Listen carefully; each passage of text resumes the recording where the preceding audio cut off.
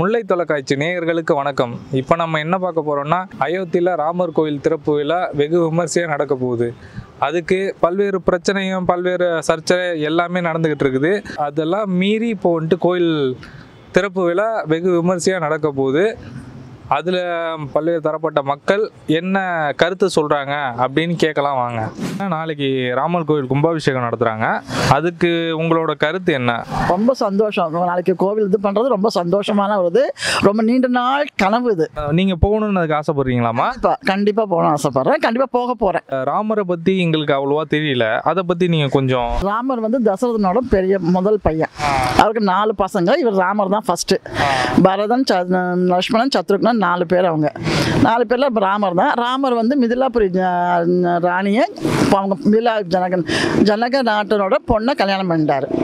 ஜானகின்னு பேர். அவர் பேர் சீதான்னு பேர். அவளுக்கு ஜானகின்னு ஒரு பேர். அவங்களோட அப்பா ஜனக மகரிஷி. ஸோ அவர் கல்யாணம் பண்ணி அப்புறமா அயோத்தியாவுக்கு வந்தாங்க. இந்த இதனால இந்த அவர் ரிஷிகளெல்லாம் காக்கணும் அப்படின்றதுக்கோசரம் தான் அவர் பிறவி எடுத்ததே. விஷ்ணுவோட அவதாரத்துலேருந்து அவர் வந்ததே அவதாரம் எடுத்ததே அந்த இதுக்கோசரம் தான். ரிஷிகளெல்லாம் காப்பணும் அப்படின்றதுக்கோசரம் தான் வந்தது. வந்ததுக்கப்புறம் தான் அவர் கைகை வரம் கேட்குறாங்க. வரம் கேட்டு 14 வருஷம் காட்டுக்கு போக முடியாது. காட்டில் போயிட்டு தான் அந்த இதெல்லாம் சித்திரக்கூடலாம் போய் இது பண்ணி பரதன் போய் இது கேட்பாரு, நீ நாட்டுக்கு வான்னு சொல்லிட்டோன்னு. அவர் காட்டுக்கு போகிற சமயத்தில் பரதன் இருக்க மாட்டார். ஸோ இருக்க மாட்டதுனால அப்போ மாமா வீட்டில் இருப்பார். வந்ததுக்கப்புறம் விஷயம் தெரிஞ்சு போய் கூப்பிட போவார். இல்லை அப்பாவோட வாக்கை காப்பாற்றணும், அம்மாவோட வாக்கை காப்பாற்றணும், அதனால் நான் காட்டில் இருக்கேன், நீ நாட்டை ஆளுன்னு சொல்லிட்டு தன்னோட பாதுகையை கொடுப்பார். அவர் தன்னோட பாதுகையை கொடுத்து அவங்க இது பண்ணிப்பார். பரதன் பாதுகையை வச்சுருந்தா நாட்டை ஆளுவார். பரதாசிரமம்னு வச்சு அங்கே தான் இது பண்ணி பண்ணுவார். ஸோ அப்படி தான் அங்கே இருந்துட்டு நாட்டை 14 வருஷம் ராமர் வர வரைக்கும் காத்துட்டு இருந்தார். அப்போ தான் நடுவில் இந்த சூர்பனைகள்லாம் அவங்க இது பண்ணி அந்த கதையெல்லாம் ஆகும். அதுக்கப்புறம் இது கட்சி அவங்க சீதையை ராவணன் எடுத்துகிட்டு போயிடுவான். ராவணன்கிட்ட சண்டை போட்டு சீதையை மீட்டுண்டு இது பண்ணுவார். ஏன் இந்த கோவில் இவ்வளோ வருஷமாக இல்லாமல் இருந்ததுனாக்கா அப்போ ஏதோ சம் ப்ராப்ளம், பொலிட்டிக்கல் இந்த ப்ராப்ளம்னால மசூதி ஆகிடுது. இப்போ அங்கே அந்த கோவில் தான் இருந்ததுன்றதை கண்டுபிடிச்சி இப்போ கோவில் கட்டுறாங்க. இவ்வளோ பிரம்மாண்டமாக பண்ணிட்டு இருக்காங்களே, அதை பற்றி உங்கள் கருத்து? ஏன்னா 500 வருஷம் கனவு இல்லையா இது? 500 வருஷம் கழிச்சு இந்த கோவில் வருது இல்லையா? ஏன்னா இப்போ சீதையம்மா வீட்டிலேருந்து சீரெல்லாம் கொண்டு வராமலாம். ஆமாம், மயிலாப்பூர்லேருந்து சீதை தான் வருது. பார்க்கறதுக்கு ரொம்ப சந்தோஷமா இருக்கு இல்லையா? அதெல்லாம் பார்க்கறதுக்கு கண்டிப்பாக போவேன். உங்களுக்கு வாய்ப்பு கிடைச்சா நீங்கள் போவீங்க? கண்டிப்பாக போவேன். Okay, thank you. வணக்கம்மா. ராமர் கோயில் கும்பாபிஷேகம் நடக்குது இல்லம்மா, அதை பற்றி உங்களோட கருத்து என்ன? அதை பற்றி கொஞ்சம் தெளிவாக சொல்லுங்கள் எங்களுக்கு. என்னை நீங்கள் இங்கு கேட்டதே ஒரு பெரிய பாக்கியம். ஏனென்று கேட்டால் இதை பற்றி தெரிவிக்கப்பட வேண்டும் என்று உங்களுக்கு வந்த எண்ணமே அயோத்தி ராமர் கொடுத்த எண்ணம் என்றுதான் சொல்லப்பட வேண்டும். இதை 700 ஆண்டுகளுக்கு முன்னாலேயே தீர்மானிக்கப்பட்டதாக சொல்லப்படுகிறது. அயோத்தி ராமர் கோவில் கும்பாபிஷேகம் இன்றைய நாள் ஜனவரி 22 திங்கட்கிழமை என்று 700 ஆண்டுகளுக்கு முன்பாகவே தீர்மானிக்கப்பட்டதாக ஒரு குரு சுவாமி ஒருத்தர் சொல்லி இருக்கிறார். அது ஏன் என்று எனக்கே தெரியவில்லை. ஆனால் ஒரு காலத்தில் பழைய ஞானிகள், தபஸ்விகள் அவர்கள் எல்லோரும் ராமரை பற்றியும் ராமானுஜரே சொல்லி இருக்கிறார். ஆனால் நமக்கு கிடைக்கவில்லை. நானே ஒரு 5 தடவை சென்றிருக்கிறேன். அயோத்தி ராமர் கோவில் சென்ற பொழுது அழுது கொண்டு திரும்பி வந்தேன். 6 கிலோமீட்டர் போல தூரம், வெகு தூரம் நடந்து சென்று இறைவனை பார்க்கும் பொழுது ஒரு தகர கொட்டகையில் இருந்தார் ராமபிரான். அதனை சரி செய்ய முடியவில்லை யாராலும். ஆனால் இறைவனுடைய திருவருளால் 500 ஆண்டுகளுக்கு அப்புறமாக இப்பொழுது ராமனுடைய சன்னிதானத்தை திறக்க வைத்து சென்ற வருடம் சென்ற பொழுது அழகையாக எங்கெங்கிருந்தோ இந்திய தேசம் முழுவதும் ஒவ்வொரு தேசத்திலும் எங்கிருந்து வந்ததோ தெரியவில்லை, கல் தூண்கள், கல் போன்றவைகளை கொண்டு வந்து அவர்கள் நிறுத்தி அந்த கோவிலுக்கு புனருத்தாரணம் செய்து கோவிலுக்கு அழகான முறையில் கட்டிடத்தை கட்டி இருக்கிறார்கள். இது நாம் இந்திய தேசத்து மக்கள் செய்த மகத்தான பெரும் புண்ணியம் என்றுதான் நாம் சொல்லப்பட வேண்டும். இது அரசியல் அல்ல, வேறு எதுவும் அல்ல. இறைவன் நம்மளுடைய இந்திய தேசத்து மக்கள் நன்றாக வாழப்பட வேண்டும். ராமர் அவதரித்த இடம் அயோத்தி. அயோத்தியை பற்றி சொல்வார்கள், பழமையான ஒரு இடம். இப்பொழுது பார்த்தீர்கள் என்றால் இந்த கலிகாலத்தில் மிகவும் அற்புதமாக ஆனந்தமாக பெரிய இந்தியாவிலேயே மிகப்பெரிய புராணதரமான இடமாக அமைக்கப்பட்டுள்ளது. இதற்கு நாம் அதை ஆனந்தமாக வரவேற்கப்பட வேண்டும் என்பதை தெரிவித்துக் கொள்கிறேன். பின் அயோத்தி ராமருடைய சரித்திரத்தை சொல்ல வேண்டுமென்றால் கம்ப ராமாயணத்திலையும் சரி, வால்மீகி ராமாயணத்திலையும் சரி, 2 ராமாயணத்திலையும் மாறி மாறி இறைவனுடைய திருநாமங்களை சொல்லியிருக்கிறார்கள். இதற்கு நாம் ராமாயணத்திலிருந்து பார்த்தால் நிறைய சொல்லப்பட வேண்டும். ராமாயண கதையில் வால்மீகி ராமாயணத்தில் ஆஞ்சநேயரை பற்றியும் மற்றும் சீதாதேவியை பற்றியும் அழகான முறையில் சொல்லி அதை பற்றி பாடல்கள் பாடி இறைவனை ஆராய்த்திருக்கிறார்கள், ராமபிரானை. அப்பேற்பட்ட ராமபிரான் நம்ம அனைவருக்கும் ஏகபத்தினி விரதன். அவன் ஏகபத்தினி விரதன் என்றால் சீதாதேவி நினைத்து கொண்டு கடைசியில் தீயில் அவர்களை அக்னி பிரவேசம் செய்து கடைசியாக ஏற்றுக்கொண்டார். பெண்கள் எப்படி இருக்கப்பட வேண்டும் அப்படி என்பதற்காக ஒரு தத்துவத்தை அளித்தவரும் ராமபிரான் தான். அப்பேற்பட்ட ராமபிரானை பற்றிய கதையை சொல்லப்பட வேண்டும் என்றால் ராமாயணம் அல்ல, மகாபாரதம் அல்ல, எந்த கதையும் நம்மால் சொல்ல முடியாது. அப்பேற்பட்டது ராமாயணம். சொல்லுவாங்க, ராமாயணம் மாதிரி இவ்வளோ பெருசாக சொல்கிறீங்களே அப்படின்னு சொல்வார்கள். ராமாயணம் என்றால் மிக தொடர்கதையாக இருக்கும் என்பதைத்தான் நாம் சொல்லப்பட வேண்டும். இப்பேற்பட்ட இந்த அயோத்தியில் நம்முடைய பிரதமர் அவர்கள் எப்படி எடுத்து அதை செய்தார்கள் என்பது இறைவன் அவருக்கு கொடுத்த மிகப்பெரிய பரிசு. அது 500 வருஷ போராட்டம் அப்படின்னு சொன்னாங்க. அது அப்படி என்ன 500 வருஷ போராட்டம், அதை பற்றி கொஞ்சம் விலாவரியா எங்களுக்கு சொல்லுங்கம்மா. 500 வருடம் போராட்டம் என்றால் ஒரு 12 வருடங்களுக்கு முன்னால் அயோத்திக்கு சென்றிருந்தேன். அப்பொழுது 5000 போலீசார்கள் நின்று கொண்டிருந்தார்கள். 4 கிலோமீட்டர் தூரத்தில் நடந்து கொண்டு அந்த இடத்தில் இறைவனை பார்க்கப்படும் பொழுது அழுது கொண்டு திரும்பினேன். ஏனென்று கேட்டால் மழை. நாம் மனிதர்களாக இருந்தால் என்ன செய்வோம்? அந்த மழையில் அதற்கு உண்டான மேலே ஒரு ஷீல்டு மாதிரி போட்டு இறைவனை அதில் ஆக்கிரமிப்போம். ஆனால் யாரும் அதை செய்யவில்லை. அது மிகப்பெரிய வருத்தம். அப்பேற்பட்ட இடத்தில் 12 வருடங்களுக்கு முன்னால் 1900 இப்பொழுது 2023 நம்முடைய பிரதமர் அவர்கள் இதை எப்படியாவது கட்டி முடிக்கப்பட வேண்டும் என்று அவர் செய்யப்படவில்லை. பல ஞானிகள் தபஸ்விகள் செய்த தபஸ் அவர் மூலமாக செய்யப்பட வேண்டும் என்று இறைவனுடைய ஆணை, ராமபிரானோட ஆணை. ஆதலால் அங்கே பூஜை செய்யக்கூடியவர்கள் எல்லாம் ஏன் செய்யக்கூடாது என்று கேட்பார்கள். அவர்கள் எல்லாம் செய்யக்கூடிய நிலையில் இல்லை. அது பெரிய பெரிய பக்தர்கள் பணம் வசதி வேண்டும், இட வசதி வேண்டும். அவர்கள் ஏன் செய்கிறார்கள் என்பதை நாம் அறிய வேண்டும். அப்படி அறிய வேண்டும் என்றால் இறைவன் எங்கெங்கு இருக்கிறான், என்ன செய்கிறான் என்பதை யாருக்கும் தெரியாது. அப்பேற்பட்ட இடத்தில் பல குருமார்கள், பல ஞானிகள், தபஸ்விகள் அவர்களெல்லாம் செய்த புண்ணியம்தான் 500 ஆண்டுகளுக்கு முன்னால் இருந்த இறைவனை தற்பொழுது ஒரு 6 வருடத்திற்குள் அதை நிலைநிறுத்தி பாங்காக செய்வது நடந்தது என்றால் ஒரு அற்புதமான நிகழ்ச்சி என்று தான் நாம் சொல்லப்பட வேண்டும். இதற்கு காரணம் இந்திய தேச மக்களாகிய நாம் அனைவரும் செய்த ஒரு பெரிய பாக்கியம். இளைஞர்கள், பக்தர்கள், மாணவர்கள் நிறைய பேர் ஒவ்வொரு தேசத்திலும் இருந்து 6 மாதத்திற்கு முன்னால் சென்று பார்த்த பொழுது பெரிய மணி இந்திய தேசத்திலிருந்து, மத்திய பிரதேசத்திலிருந்து கற்கள் மற்றும் ராஜஸ்தான் தேசத்திலிருந்து விளக்குகள், கும்பகோணத்திலிருந்து மணிகள், இப்படியாக அதற்கு உண்டான பொருட்கள், தெய்வீகமான பொருட்கள் எங்கெங்கு கிடைக்குமோ அங்கங்கிருந்து எடுத்துக்கொண்டு வந்து அந்த இடத்தில் பதிப்பித்தார்கள். இதற்கு நாம் என்ன சொல்வது? யார் யாருக்கு எந்த பாக்கியம்? இது அவர்கள் நினைத்தார்களா? இல்லையே, இறைவன் நினைத்ததால் தான், அயோத்தி ராமரே நினைத்ததால் தான் நம்முடைய இதற்கு யார் யார்கள் பணிகள் செய்யப்பட வேண்டும் அவர்கள் நினைத்தார்களோ அதை தான் அவர் நடத்தி கொண்டார் என்பதை தான் பிரதமர் மூலமாக நடத்தி கொண்டார் என்பதை நாம் சொல்லப்பட வேண்டும். ஆதலால் பிரதமரே 11 நாட்கள் விரதம் இருந்து ராமேஸ்வரம், ஏன் ராமேஸ்வரம் சென்றார்கள்? ஏன் ஸ்ரீரங்கம் சென்றார்கள்? ஸ்ரீரங்கம் தான் முதலாக வந்தப்பட்ட 108 தெய்வ திருத்தலங்களுள் முதல் திருத்தலம் என்பது உங்களுக்கு தெரியும், ஸ்ரீரங்கம் என்பது. அந்த ஸ்ரீரங்கத்தில் ரங்கநாதரை பிரதிஷ்டை பண்ணது யார்? விபீஷணன்.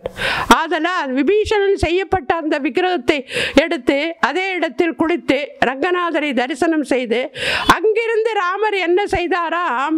நேராக ராமேஸ்வரம் சென்று அங்கே இலங்கையை கடந்து ஆஞ்சநேயர் மூலியம் பிரகாசம் செய்யப்பட்டு இறைவனை எடுத்துக்கொண்டு வந்து ராமநாத சுவாமி என்று பெயரை வைத்து 24 தீர்த்தங்கள். அந்த 24 தீர்த்தங்கள் ஏன் என்று எல்லோரும் நினைக்கலாம். 24 தீர்த்தங்களும் கிணற்றில் இன்றையும் வற்றாமல் இருந்து கொண்டிருக்கிறது. எதற்கே? கடல். அந்த கடல் கொந்தளிக்கும் பொழுது இங்கே இருக்கக்கூடிய அந்த 24 கிணறுகளையும் அதுபோல் தண்ணீர் இருந்து கொண்டே இருக்கும். அந்த தண்ணீரை எடுத்துக்கொண்டு ராமநாத சுவாமிக்கு அபிஷேகம் செய்வார்கள். காசியிலிருந்து அவர் ஏன் காசிக்கு சென்றார் என்பதை நாம் உணர வேண்டும். வாரணாசியில் இருந்து அவர் ஏன் ஜெயித்து வந்தார் என்பதை இப்பொழுதுதான் நான் தெரிந்து கொண்டிருக்கிறேன். ஏனென்று கேட்டால், வாரணாசியில் ஜெயித்து காசி இடத்தில்தான் ராமநாத சுவாமி என்ன பண்ணுகிறார்? கங்கையில் திரும்பொழுது அங்கே சென்று கொண்டு இறைவனை வழிபட்டு வருகிறார். ஆதலால் கங்கையிலிருந்து தண்ணீரை எடுத்துக்கொண்டு ராமேஸ்வரத்திற்கு வந்து அந்த திருக்குட தண்ணீரை எடுத்து ராமநாத சுவாமிக்கு அபிஷேகம் செய்கிறார்கள். அப்படி என்றால் அந்த ராமருக்கு என்ன விசேஷம் என்று அனைவரும் சற்று சிந்தித்து பாருங்கள், யோசனை செய்து பாருங்கள். அப்பேற்பட்ட ராமனுக்கு ஒரு கோவில் எழுப்பி நம்முடைய இந்திய தேசமே மிகப்பெரிய தேசமாக வளர வேண்டும். இந்திய நாடு பழமை மிக்க நாடு, ஆன்மீக நாடு என்று சொல்லி நம்ம இந்திய தேச மக்களை எல்லோரும் புகழப்பட வேண்டும் என்பதுதான் ராமருடைய அன்பான ஆசை என்பதை நாம் தெரிந்து கொள்ளப்பட வேண்டும். நாடு முழுவதும் வந்துட்டு விரதம் இருக்கிறாங்க இதுக்காக அப்படின்னு வந்துட்டு கேள்விப்பட்டேன். அது உண்மையாமா? நாடு முழுவதும் விரதம் இருக்கிறார்கள், அது உண்மை. அதற்கு உங்களுக்கு பதில் சொல்லியே ஆக வேண்டும். எல்லோரும் இந்த மாதம் தைப்பூசம், தை கிருத்திகை, தை வெள்ளிக்கிழமை என்று தை மாதம் அனைவரும் இறைவன் உத்தராயண புண்ணிய காலம். இந்த உத்தராயண புண்ணிய காலத்தில் அனைவரும் விரதம் இருப்பார்கள். அப்படி விரதம் இருக்கப்படும் பொழுது நாளைய தினம் 500 ஆண்டுகளாக இல்லாத இறைவனுடைய கோவிலை அவர்கள் பிரதிஷ்டை, பிராண பிரதிஷ்டை பண்ணுகிறார் என்றால் ஏன் நாம் விரதம் இருக்கக்கூடாது என்பதை சிலருக்கு விருப்பம் இருக்கும், சிலருக்கு விருப்பம் இருக்காது. ஏனென்று கேட்டால், விரதம் என்பது இறைவனுக்கு நாம் செலுத்தக்கூடிய ஒரு அன்பு. அவர் நம்மை சாப்பிட வேண்டாம் என்று சொல்லவில்லை, உண்டு. ஆனால் ஏன் பிரதமர் சாப்பிடாமல் இதை செய்திருக்கிறார் என்பதை கொஞ்சம் யோசனை செய்து பாருங்கள். நாட்டினுடைய பிரதம மந்திரியே 11 நாட்களாக விரதம் இருந்து கொண்டிருக்கிறார்கள். அப்பொழுது நாம் சாதாரண மனிதர்களாக இருக்கக்கூடிய நாம் ஏன் விரதம் இருக்கக்கூடாது? அது அவரவர்கள் விருப்பம். விரதம் என்பது இறைவன் கொடுத்த நமக்கு ஒரு பரிசு.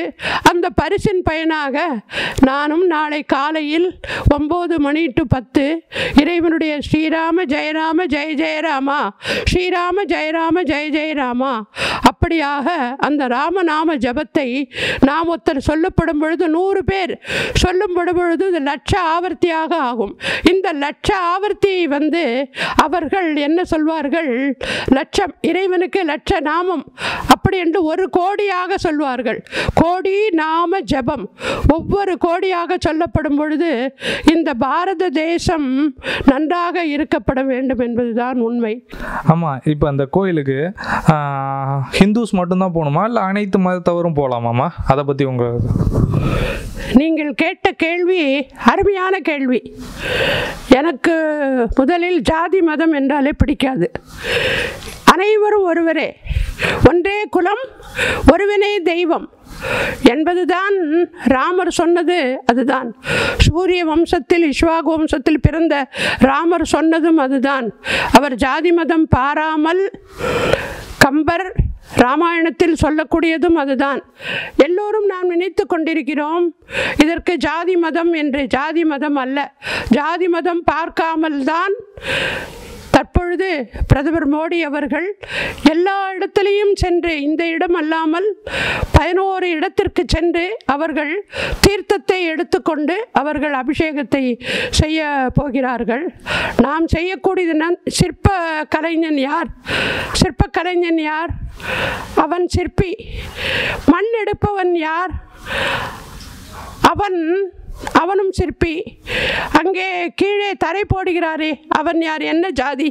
அப்போ அவன் ஜாதியெல்லாம் பார்த்தார் என்றால் அந்த கோவிலே கிடையாது என்பதை நான் உறுதியாக இந்த இடத்தில் சொல்கிறேன். ஜாதி மதம் என்பதை பார்க்காமல் அனைவரும் இருக்கப்பட வேண்டும் என்பதற்காகத்தான் அந்த இடத்தில் கட்டப்பட்டிருக்கிறது. அங்கே பார்த்தோம் என்றால் கீழே பார்த்தால் நிறைய குட்டி வீடுகள் நிறைய இருக்கிறது, கூரை வீடுகள் இருக்கிறது. சரையு நதி கரையோரத்தில் சில நிறைய கூரை வீடுகள், ஓட்டு வீடுகள் இருக்கிறது. அதில் நிறைய பக்தர்கள். நீங்கள் ஏன் என்று நான் ஒரு வேளை கேட்ட பொழுது அவர்கள் சொன்னார்கள், நாங்கள் எல்லோரும் இங்கே இருக்கக்கூடிய இறைவனை பார்ப்பதற்காக இறைவனை சுற்றி உண்டான வேலைகளை, அங்கு இருக்கக்கூடிய கல் மண் இதனை அப்புறப்படுத்துகிறோம், சுத்தப்படுத்துகிறோம். எங்களுக்கும் இறைவன் இந்த பாக்கியத்தை கொடுத்திருக்கிறான் என்று ஜாதி மதம் பேதம் இல்லாமல் அனைவரும் கலந்து கொண்டு செய்யக்கூடிய ஒரு பெரிய பாக்கியம். அதனால் நாமே நினைத்து கொள்ளப்பட வேண்டும்.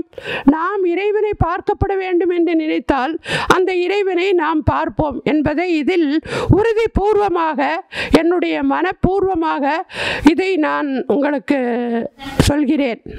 திடீரென்று வந்த அன்பர்கள் அனைவருக்கும் என்னுடைய சிறந்தாழ்ந்த வணக்கத்தை தெரிவித்துக் கொண்டு, எனக்கும் ஒரு வாய்ப்பளித்த அவர்களுக்கு என்னுடைய நன்றியை பணமாற தெரிவித்துக் கொள்கிறேன். வணக்கம். ரொம்ப நன்றிம்மா. ரொம்ப அருமையாக இருந்தது உங்களோட பதிவு. ராமர் கோயில் கும்பாபிஷேகம் நடத்துகிறாங்களாம்மா, அதை பற்றி உங்கள் ஒப்பீனியன், அப்புறம் ராமர் எப்படி வாழ்ந்தார், இந்த 21st செஞ்சுரிக்கும் ராமருக்கும் ஏதோ தொடர்பு இருக்குது அப்படின்லாம் சொல்கிறாங்க. அதை பற்றிலாம் உங்களோட கருத்து என்னம்மா? ராமரை பற்றி பேசணும்னா நிறையா டைம் எடுக்கும். நான் ஷார்ட்டாக கிறிஸ்பாக சொல்கிறேன். Ramar is a complete man in the sense, இப்போ இருக்கிற யங் ஜெனரேஷனுக்கு, மெயின்லி இந்த 21st செஞ்சுரியில் இருக்கிற சில்ட்ரனுக்கு he is a role model. Okay, இந்த டைமில் ராம பிராண பிரதிஷ்டை பண்ணுறது இட் இஸ் ஒரு blessing for all young generation like us. இது 500 years ஹிஸ்ட்ரி இது. So we use to hear from all TV channels, medias. So based on that I am sharing this. Mainly பார்த்தீங்கன்னா young சில்ட்ரனுக்கு நிறைய exposure இருக்குது, நிறைய டிஸ்ட்ராக்ஷன்ஸும் இருக்குது. But நிறைய distractions, they are very intelligent also. But இதை எப்படி அவங்க ஸ்பெண்ட் பண்ணணும் அப்படிங்கிறதுக்கு ஒரு ஐடியா இல்லை. இன்டெலிஜென்ஸை they are spending in somewhere else. Instead இந்த ராமர் பிராண பிரதிஷ்டம் போது ஒரு எக்ஸ்போஷர் கிடைக்குது. ராமரோட லைஃப் ஸ்டைல் எப்படி இருந்திருக்கு, ராமர் எவ்வளோ சேலஞ்சஸை மீட் பண்ணியிருக்காரு. ஸோ 21st century லைஃப் ஸ்கில்ஸ்னு ஒரு லிஸ்ட் ஆஃப் ஸ்கில்ஸ் இருக்குது. பார்த்தீங்கன்னா அது யுனெஸ்கோ வந்து ரெக்கமெண்ட் பண்ணியிருக்கு. அண்ட் ஆல் ஹையர் எஜுகேஷன் வந்து பார்த்திங்கன்னா அந்த ஹையர் எஜுகேஷன் காலேஜ் லெவலில் அந்த 21st century லைஃப் ஸ்கில்ஸை வந்து இம்ப்ளிமெண்ட் பண்ணியிருக்கோம். Along with academics, mere academics alone is not enough. So along with academics இந்த 21st century லைஃப் ஸ்கில்ஸும் இம்பார்ட்டண்ட். லைஃப் ஸ்கில்ஸ்னால் என்ன? Communication, then problem solving, then speaking skills, listening skills, இது மாதிரி they have identified ஒரு 20 skills. அதில் ராமரோட life history நீங்கள் படிச்சிங்கன்னா இது அத்தனை ஸ்கில்ஸும் அதில் வந்து உள்ளே இருக்குது. ஸோ இதை படித்தாலே போதும். How a man should be, how a woman should be, how a family should be அப்படிங்கிறத வந்து you can understand. So I recommend all youngsters to adopt the lifestyle of Lord Rama. Instead of going away with the cinematic heroes, you can follow the life skills of Lord Rama, who is a real hero. He is a complete man. இவ்வளோ பிரம்மாண்டமாக இதை வந்துட்டு பார்த்துட்டு இருக்காங்க. So அதை பற்றி உங்கள் கருத்து? இது வேணும் தான். பிகாஸ் நம்ம வந்து இட் இஸ் பாரத பூமி, நம்ம கல்ச்சர் ட்ரெடிஷனை we are celebrating, it is celebration. So we need this exposure. Okay ma'am. அப்புறம் 500 வருஷம் போராட்டம், அதுக்கப்புறம் இது இப்படி நடந்திருக்கு அப்படின்னு வந்துட்டு ரொம்ப நெகிழ்ச்சியாக எல்லாரும் சொல்கிறாங்க. அதை பற்றி உங்கள் ஒப்பீனியன்? நாங்கள் வந்து வி கேன் அண்டர்ஸ்டாண்ட். 500 வருஷத்துக்கு முன்னாடி என்ன நடந்ததுன்னு எனக்கு தெரியாது, ஹிஸ்ட்ரி தெரியாது. பட் இப்போ தான் தெரியுது எவ்வளோ நம்மளோட முன்னோர்கள் எவ்வளோ வந்து கஷ்டப்பட்டிருக்காங்க, எவ்வளோ பேர் இதுக்கு வந்து ராமநாமத்தை எழுதியிருக்காங்க, எவ்வளோ இதுக்கு போராட்டங்கள், எவ்வளோ சாக்ரிஃபைசஸ், எவ்வளோ லைஃப் சாக்ரிஃபைசஸ்ங்கிறது இப்போ எங்கள் ஜெனரேஷனுக்கு ஒரு அவேர்னஸ் வந்திருக்கு. So we are proud of being an Indian. ஓகேம்மா. இப்போ நீங்கள் அங்கே போகணுன்னு ஆசைப்படுறீங்களா நாளைக்கு கும்பாபிஷேகத்தை? ஆப்பர்ச்சுனிட்டி கிடச்சா கண்டிப்பாக போவோம் தான். இட் இஸ் லைக் ஒரு செலிப்ரேஷன். ரீபர்த் ஆஃப் ராமாங்கிறது நம்மளோட ராமர் மறுபடியும் பிறந்து வந்தால் நம்ம வீட்டில் ஒரு குழந்தை பிறந்தா ஒரு சந்தோஷம் தானே. ஸோ அது மாதிரி இட் இஸ் ஒரு செலிப்ரேஷன் தான் இது. ராமாவோட ஸ்டோரி வந்து it is to be made known. அவங்க ராமர் வந்து எந்த அளவுக்கு சாக்ரிஃபைஸ் பண்ணியிருக்காரு, எவ்வளோ வந்து ப்ராப்ளம் சால்வ் பண்ணியிருக்காரு, எப்படி வந்து எல்லாருக்கும் சான்ஸ் கொடுத்துருக்காரு, எவ்வளோ அன்பு காமிச்சிருக்காரு. ஸோ அதெல்லாம் இந்த பசங்களுக்கு தெரியணும். பிகாஸ் இவங்க வந்து பேரண்ட்ஸ் கிட்ட பேசுகிறதே ஒரு இன்ஃபர்மேஷனை தான் கொடுக்குறாங்க. They are not communicating. But Ramar வந்து அவர் வனவாசம் போகிறப்போ பார்த்தீங்கன்னா மதர் கிட்ட வந்து சொல்கிறாங்க, அம்மா நான் போயிட்டு வந்துடுறேன், ஜஸ்ட் இவ்வளோ வருஷம் தான் இருக்க போகிறேன், நான் வந்துடுவேன்னு சொல்லி அம்மா கிட்ட பர்மிஷன் கிட்ட அந்த ப்ராப்பர் சேனலில் தான் ஹீ இஸ் கோயிங் அவுட், அவரோட அந்த வனவாசம் போகிறதுக்கு கூட. பட் இப்போ இருக்கிற பசங்க they are just putting a message. So இது வந்து it should change because we are born in Bharata பூமி. ஸோ இங்கே இருக்கிற நம்ம culture because we cannot be always westernized. எல்லாத்துலேயும் இப்போ வெஸ்டர்னைஸ்டு வந்திருக்கு. ஸோ அந்த வெஸ்டர்னைஸுக்கு ஒரு சேலஞ்சிங்காக ஒரு த்ரெட்டனிங் கொடுக்குற மாதிரி தான் இந்த பிராண பிரதிஷ்டை வந்து இவ்வளோ ஃபேமஸாக இருக்கிறதுக்கு காரணம். So we have to be thankful for all medias and especially our Modi ji. But எல்லாத்துலேயும் இது இருக்குது, குறைகள் இருக்குது. But let us celebrate the rebirth of Rama. Ma'am, அப்புறம் டிவிலெலாம் வந்துட்டு நிறைய சேனல்ஸில் வந்துட்டு ராம அவதாரம் அந்த மாதிரிலாம் டெலிகாஸ்ட் ஆணுச்சு. அப்போயும் யங்ஸ்டர்ஸ்க்கு வந்துட்டு அதை பற்றியான ஒரு புரிதல் இல்லையா? புரிதல் இருக்குது. பட் அந்த புரிதலை விட அவங்களோட தேடுதல் வந்து வேறு மாதிரி இருக்குது. அவங்க வந்து யார் attracted to music, sports, other westernised things, not attracted to devotion, maybe because of the time. Devotional ஏன் இப்போதைக்கு வந்துட்டு இப்போ உள்ள யங்ஸ்டர்ஸ்க்கெல்லாம் இருக்க மாட்டேங்குது, அதை பற்றி உங்கள் கருத்து? ஆக்சுவலி டிவோஷனுங்கிறது should start from the parent. எப்படி நல்ல குட் ஹேபிட்ஸ் வந்து ரூட்டு வந்து பார்த்தீங்கன்னா பேரண்ட்டு, ஃபேமிலி பேக்ரவுண்டு தான். பட் இங்கே வந்து பார்த்தீங்கன்னா பேரண்ட்ஸ்கிட்டே அந்த டிவோஷன், அந்த பக்தி இஃப் இட் இஸ் நாட் தேர்னா how come the children will follow? Because already they are exposed. நீங்கள் நமக்கு ஆண்ட்ராய்டு ஃபோன்லாம் நமக்கு 2009 கூட நமக்குலாம் இல்லை, எனக்குலாம் இல்லை. இப்போ இந்த ஆஃப்டர் லாக்டவுன் தான் இவங்களுக்கு ஒரு இட் ஹாஸ் இந்த ஆண்ட்ராய்ட் ஃபோனுங்கிறது ஒரு பார்ட் ஆஃப் தி லைஃப்னு மாதிரி ஆகிடுச்சு. ஸோ அதில் அவங்க டைம் அதிகமாக ஸ்பெண்ட் பண்ணுறது என்டர்டெயின்மெண்ட்டு, கேமிங்கு, இதில் தான் அவங்க அட்ராக்ட் ஆகிறாங்க. ஸோ டிவோஷனுக்கு அவங்களுக்கு டைம் இல்லை. ஸோ டிவோஷனுங்கிறது it should actually previously it was part of our life. இப்போ வந்து நமக்கு ஏதோ இயர்லி ஒன்ஸ் டிவோஷனுங்கிறது இயர்லி ஒன்ஸே இல்லை, ஏதாவது ஒரு தேவைக்கு மட்டும் தான் டிவோஷனை பார்க்குறாங்க. So we cannot blame the children. we have to blame only the parents. கும்பாபிஷேகத்துக்கு ஹிந்துஸ் மட்டும்தான் போகணுமா இல்லை பலதரப்பட்ட மக்கள் போகலாமா? எல்லாருமே போகணும். எல்லாருமே இந்தியாவில் இருக்கிற எல்லாருமே போகணும். இந்தியன் சிட்டிசன்ஸ் யாரெல்லாம் ஆதார் கார்டு இருக்கோ இல்லையோ everybody have to go to Rama temple. At least போக முடியல அப்படின்னா at least you have to think of ராமரோட லைஃப் ஸ்டைலை நம்ம எல்லாரும் ஃபாலோ பண்ணோன்னா அந்த நாடே நல்லாயிருக்கும். பிகாஸ் அவர் வந்து ஹீஸ் ஒரு கம்ப்ளீட் மேன். ட்ரூத்ஃபுல்னஸ் என்னெல்லாம் உங்களுக்கு குட் குவாலிட்டிஸ் இருக்கோ, ஒரு மேன் அப்படின்னா என்ன குட் குவாலிட்டிஸ் இருக்குது, அந்த எல்லா குவாலிட்டிஸும் ராமர்கிட்ட இருக்குது. ஸோ எல்லாருமே நம்ம சிட்டிசன்ஸ் எல்லாம் ஒழுங்காக இருந்தால் நம்மளை ரூல் பண்ணுற கவர்மெண்ட்டும் நல்லாயிருக்கும். So we cannot blame anybody. We have to bring the change from ourselves. Okay ma'am, thank you for your interview. Thank you. அதாவது இப்போ உள்ள யங்ஸ்டர்ஸ்க்கெல்லாம் இதை பற்றி புரிதல் இல்லை அப்படின்னு வந்துட்டு ஒரு சிலர் சொல்கிறாங்க. ஆனாலும் நம்ம கூட இருக்கிறவங்க அதை பற்றி கொஞ்சம் நல்லா எலாபரேட்டாக சொல்லுவாங்கன்னு நினைக்கிறேன். ராமாயணம் வந்துட்டு நிறைய பேர் எழுதியிருக்க ராமாயணம் நமக்கு தெரியும். வால்மீகி எழுதிய ராமாயணம், கம்பர் எழுதிய ராமாயணத்தை நிறைய பேர் வந்து எழுதியிருக்காங்க. அதில் மகாகவி காளிதாசர் என்கிற சமஸ்கிருதத்தில் நம்ம கற்பனைகளுக்கும் எட்டாததை வந்துட்டு ராமாயணத்தை மக்களுக்கு எப்படி வந்துட்டு அதை ஈஸியாக வந்துட்டு புரிய வைக்கணும். ஏன்னா எல்லாரும் சொல்கிறது வந்துட்டு ஜென்ரலாக யங்ஸ்டர்ஸுக்கு ரொம்ப பிடிச்ச விஷயம் வந்துட்டு டிஸ்கிரிப்ஷன், அதுக்கப்புறம் அதை எப்படி டிஸ்கிரைப் பண்ணுறோம், என்னென்ன அப்ஜெக்டிவ்ஸ் யூஸ் பண்ணுறோம், அது எவ்வளோ ஒரு பெரிய ஒரு விஷயமாக காட்டுறோம்னு சொல்லிட்டு பார்ப்பாங்க. இதை வந்துட்டு கிட்டத்தட்ட ஒரு 600-700-1000 வருடத்துக்கு முன்னாடி மகாகவி காளிதாசர் என்கிறவர் வந்துட்டு நிறைய ஸ்லோகங்கள் வடிவத்தில் நம்ம கற்பனையை நம்மளால் இமேஜின் பண்ண முடியாத அளவுக்கு எழுதியிருக்காரு. அதில் வர சின்ன 2 ஸ்லோகங்கள் எப்படி இருக்குன்னு பார்த்தீங்கன்னா, வைதேகி பஷ்யாம் மலையாத் விபக்தம் மத்சேதுனா பேனிலமம்புராஷிம் சாயாபதேனேவ சரத் பிரசன்னம் ஆகாஷமாவிஷ்கிருத சாருதாரம் அப்படின்னு வரும். வைதேகி பஷ்யாம் மலையாத் விபக்தம், சீதையை வந்துட்டு விதேக தேசத்தின் புதல்வியாக சொல்லுவாங்க.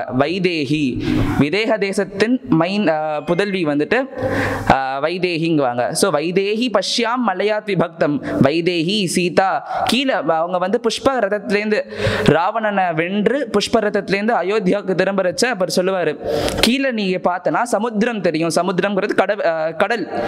அந்த சாகரத்தை பாரு, அந்த சாகரம் வந்துட்டு ரொம்ப நீண்டமா இருக்கு அப்படின்னு சொல்றாங்க. அதுக்கு நடுவுல ஒரு பாலம் அமைக்கப்பட்டிருக்கிறது. அந்த பாலம் நான் கட்டின பாலம். இந்த பாலம் ஸ்ரீலங்கால இருக்கிற மலையா மவுண்டன்ஸ் வரைக்கும் வருது.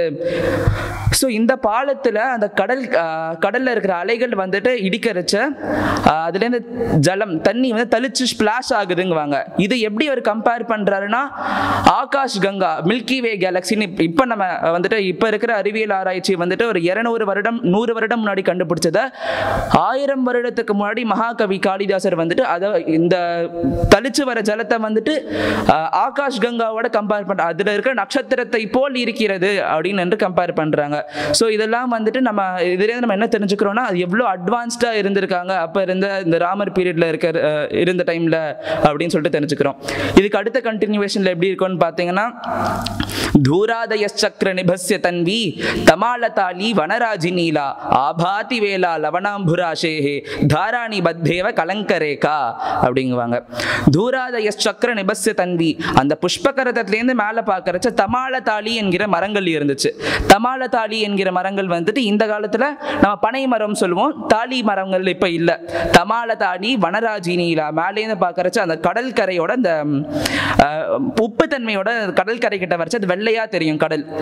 அதுவும் அந்த கடற்கரை வந்துட்டு ஒரு மாதிரி ஆரஞ்சு பீச் கலர்ல இருக்கணும். சாயங்காலம் டைம்ல சூரியன் அஸ்தமனம் ஆகிற டைம்ல இந்த கலர்ல இருக்கும். தமாலதாலி மரங்கள் வந்து பச்சை நிறத்தை கொண்டது. ஸோ மேலேருந்து பார்க்கறச்ச ஒரு இரும்பு ஒரு துருப்பிடிச்ச இரும்பு சக்கரத்தை போல் இருந்தது. இரும்புங்கிறது மேக்சிமம் எனக்கு தெரிஞ்சபடி பார்த்தீங்கன்னா ஒரு 500 வருடம் முதல் ஒரு 600 வருஷத்துக்கு முன்னாடி தான் கண்டுபிடிச்சாங்க. ஆனா இந்த டிஸ்கிரிப்ஷன் இவங்க கூட காளிதாசர் சொன்ன டிஸ்கிரிப்ஷன்ல அப்பவே வந்திருக்கு அப்படின்னு சொல்லிட்டு தெரிஞ்சுக்கிறாங்க. இந்த மாதிரி நமக்கு தெரியாத நிறைய மகா கவிகள், நிறைய பெரிய ஸ்காலர்ஸ், வித்வான்கள்லாம் வந்து ராமாயணத்தை நிறைய நமக்கு தெரியாத விஷயத்தை எழுதியிருக்காங்க. சீதா வந்துட்டு ஜனக்கரோட புதல்வின்னு நினைக்கிறோம், ஆனா வைதேகின்னு அவங்களுக்கு இன்னொரு பேர் இருக்கு அப்படின்னு சொல்லிட்டு இந்த மாதிரி நிறைய தெரிஞ்சுக்கிறோம். ஸோ இந்த மாதிரி நமக்கு தெரியாத நிறைய பல விஷயங்கள் ராமாயணத்தை பற்றி இருக்கு. அதை பற்றி நம்ம மேலும் மேலும் தெரிஞ்சுக்கணும் என்று சொல்கிறேன். இந்த கும்பாபிஷேகத்துக்கு சான்ஸ் கிடைச்சா நீங்கள் போவீங்களா மாட்டீங்களா? நிச்சயமாக அங்கே போவேன். கோவில் கும்பாபிஷேகம்ங்கிறது வந்துட்டு வெறும் இந்து மதத்தை சார்ந்தவங்க மட்டும்தான் போகணும், இந்த நாட்டு மக்கள் மட்டும்தான் போகணும்னு அவசியம் இல்லை. கோவிலுங்கிறது நான் நம்புகிற கான்செப்ட் என்னென்னா, கடவுள் வந்து மனிதர்களை மட்டும்தான் படைச்சார். அதில் வந்து இந்த மதத்தை சேர்ந்தவங்க தான் இங்கே வரணும், அதை மட்டும் இந்த நாட்டை சேர்ந்தவங்க இந்த நாட்டில் இந்த கோவில் கட்டினா இவங்க மட்டும்தான் வரணும் இல்லை, எல்லாரும் வரலாம். கோவிலுங்கிறது எல்லாருக்கும் சமமே, அனைவரும் போயிட்டு வரலாம். வணக்கம்மா. ராமர் கோயில் கும்பாபிஷேகம் நடத்துகிறாங்களாம்மா, அதை பற்றி உங்கள் கருத்து என்னம்மா? ஸ்ரீராம் ஜெயராம் ஜெய் ஜெயராம், ஸ்ரீராம் ஜெயராம் ஜெய் ஜெயராம், ஸ்ரீராம் ஜெயராம் ஜெய் ஜெயராம். ராமர் கோயில் நாளைக்கு திருப்பி இந்த உலகத்தில் ராமராஜ்யம் அப்துல் கலாம் கனா கண்டார் அல்லவா, வல்லரசு நாடு. அந்த வல்லரசு நாடு மறுபடியும் எழுச்சி பெற்று வரும் என்ற ஒரு நம்பிக்கை. அப்துல் கலாம் வந்து முஸ்லீம் என்று நீங்கள் நினைக்கலாம், ஆனால் இங்கே வந்து ஜாதி மதம் என்பது கிடையாது. ஆண் ஜாதி பெண் ஜாதி இது ரெண்டும் தான் உலகத்தில். அந்த 4 வர்ணத்தை ஏற்படுத்தினார்கள். அந்த 4 வர்ணமும் அனைவரும் தவறாக புரிந்து கொண்டு விட்டார்கள். 4 வர்ணத்தில் அந்தனர் வந்து அந்த சிரசை கொடுத்திருக்காரு என்றார்கள். அந்தனர் என்பவர் அந்த அறத்தோடு வாழ வேண்டும், மற்றவருக்கு எடுத்துக்காட்டாக இருக்க வேண்டும் என்பதற்காக சத்திரியருக்கு தோள்பட்டையை கொடுத்திருப்பார். சத்திரியர் என்பவர் போர் புரிந்து வாழ வேண்டும், அவர்களுக்கு தோல் வலிமை நன்றாக இருக்க வேண்டும், அதற்காக சத்திரியர் கொடுத்தார்கள்.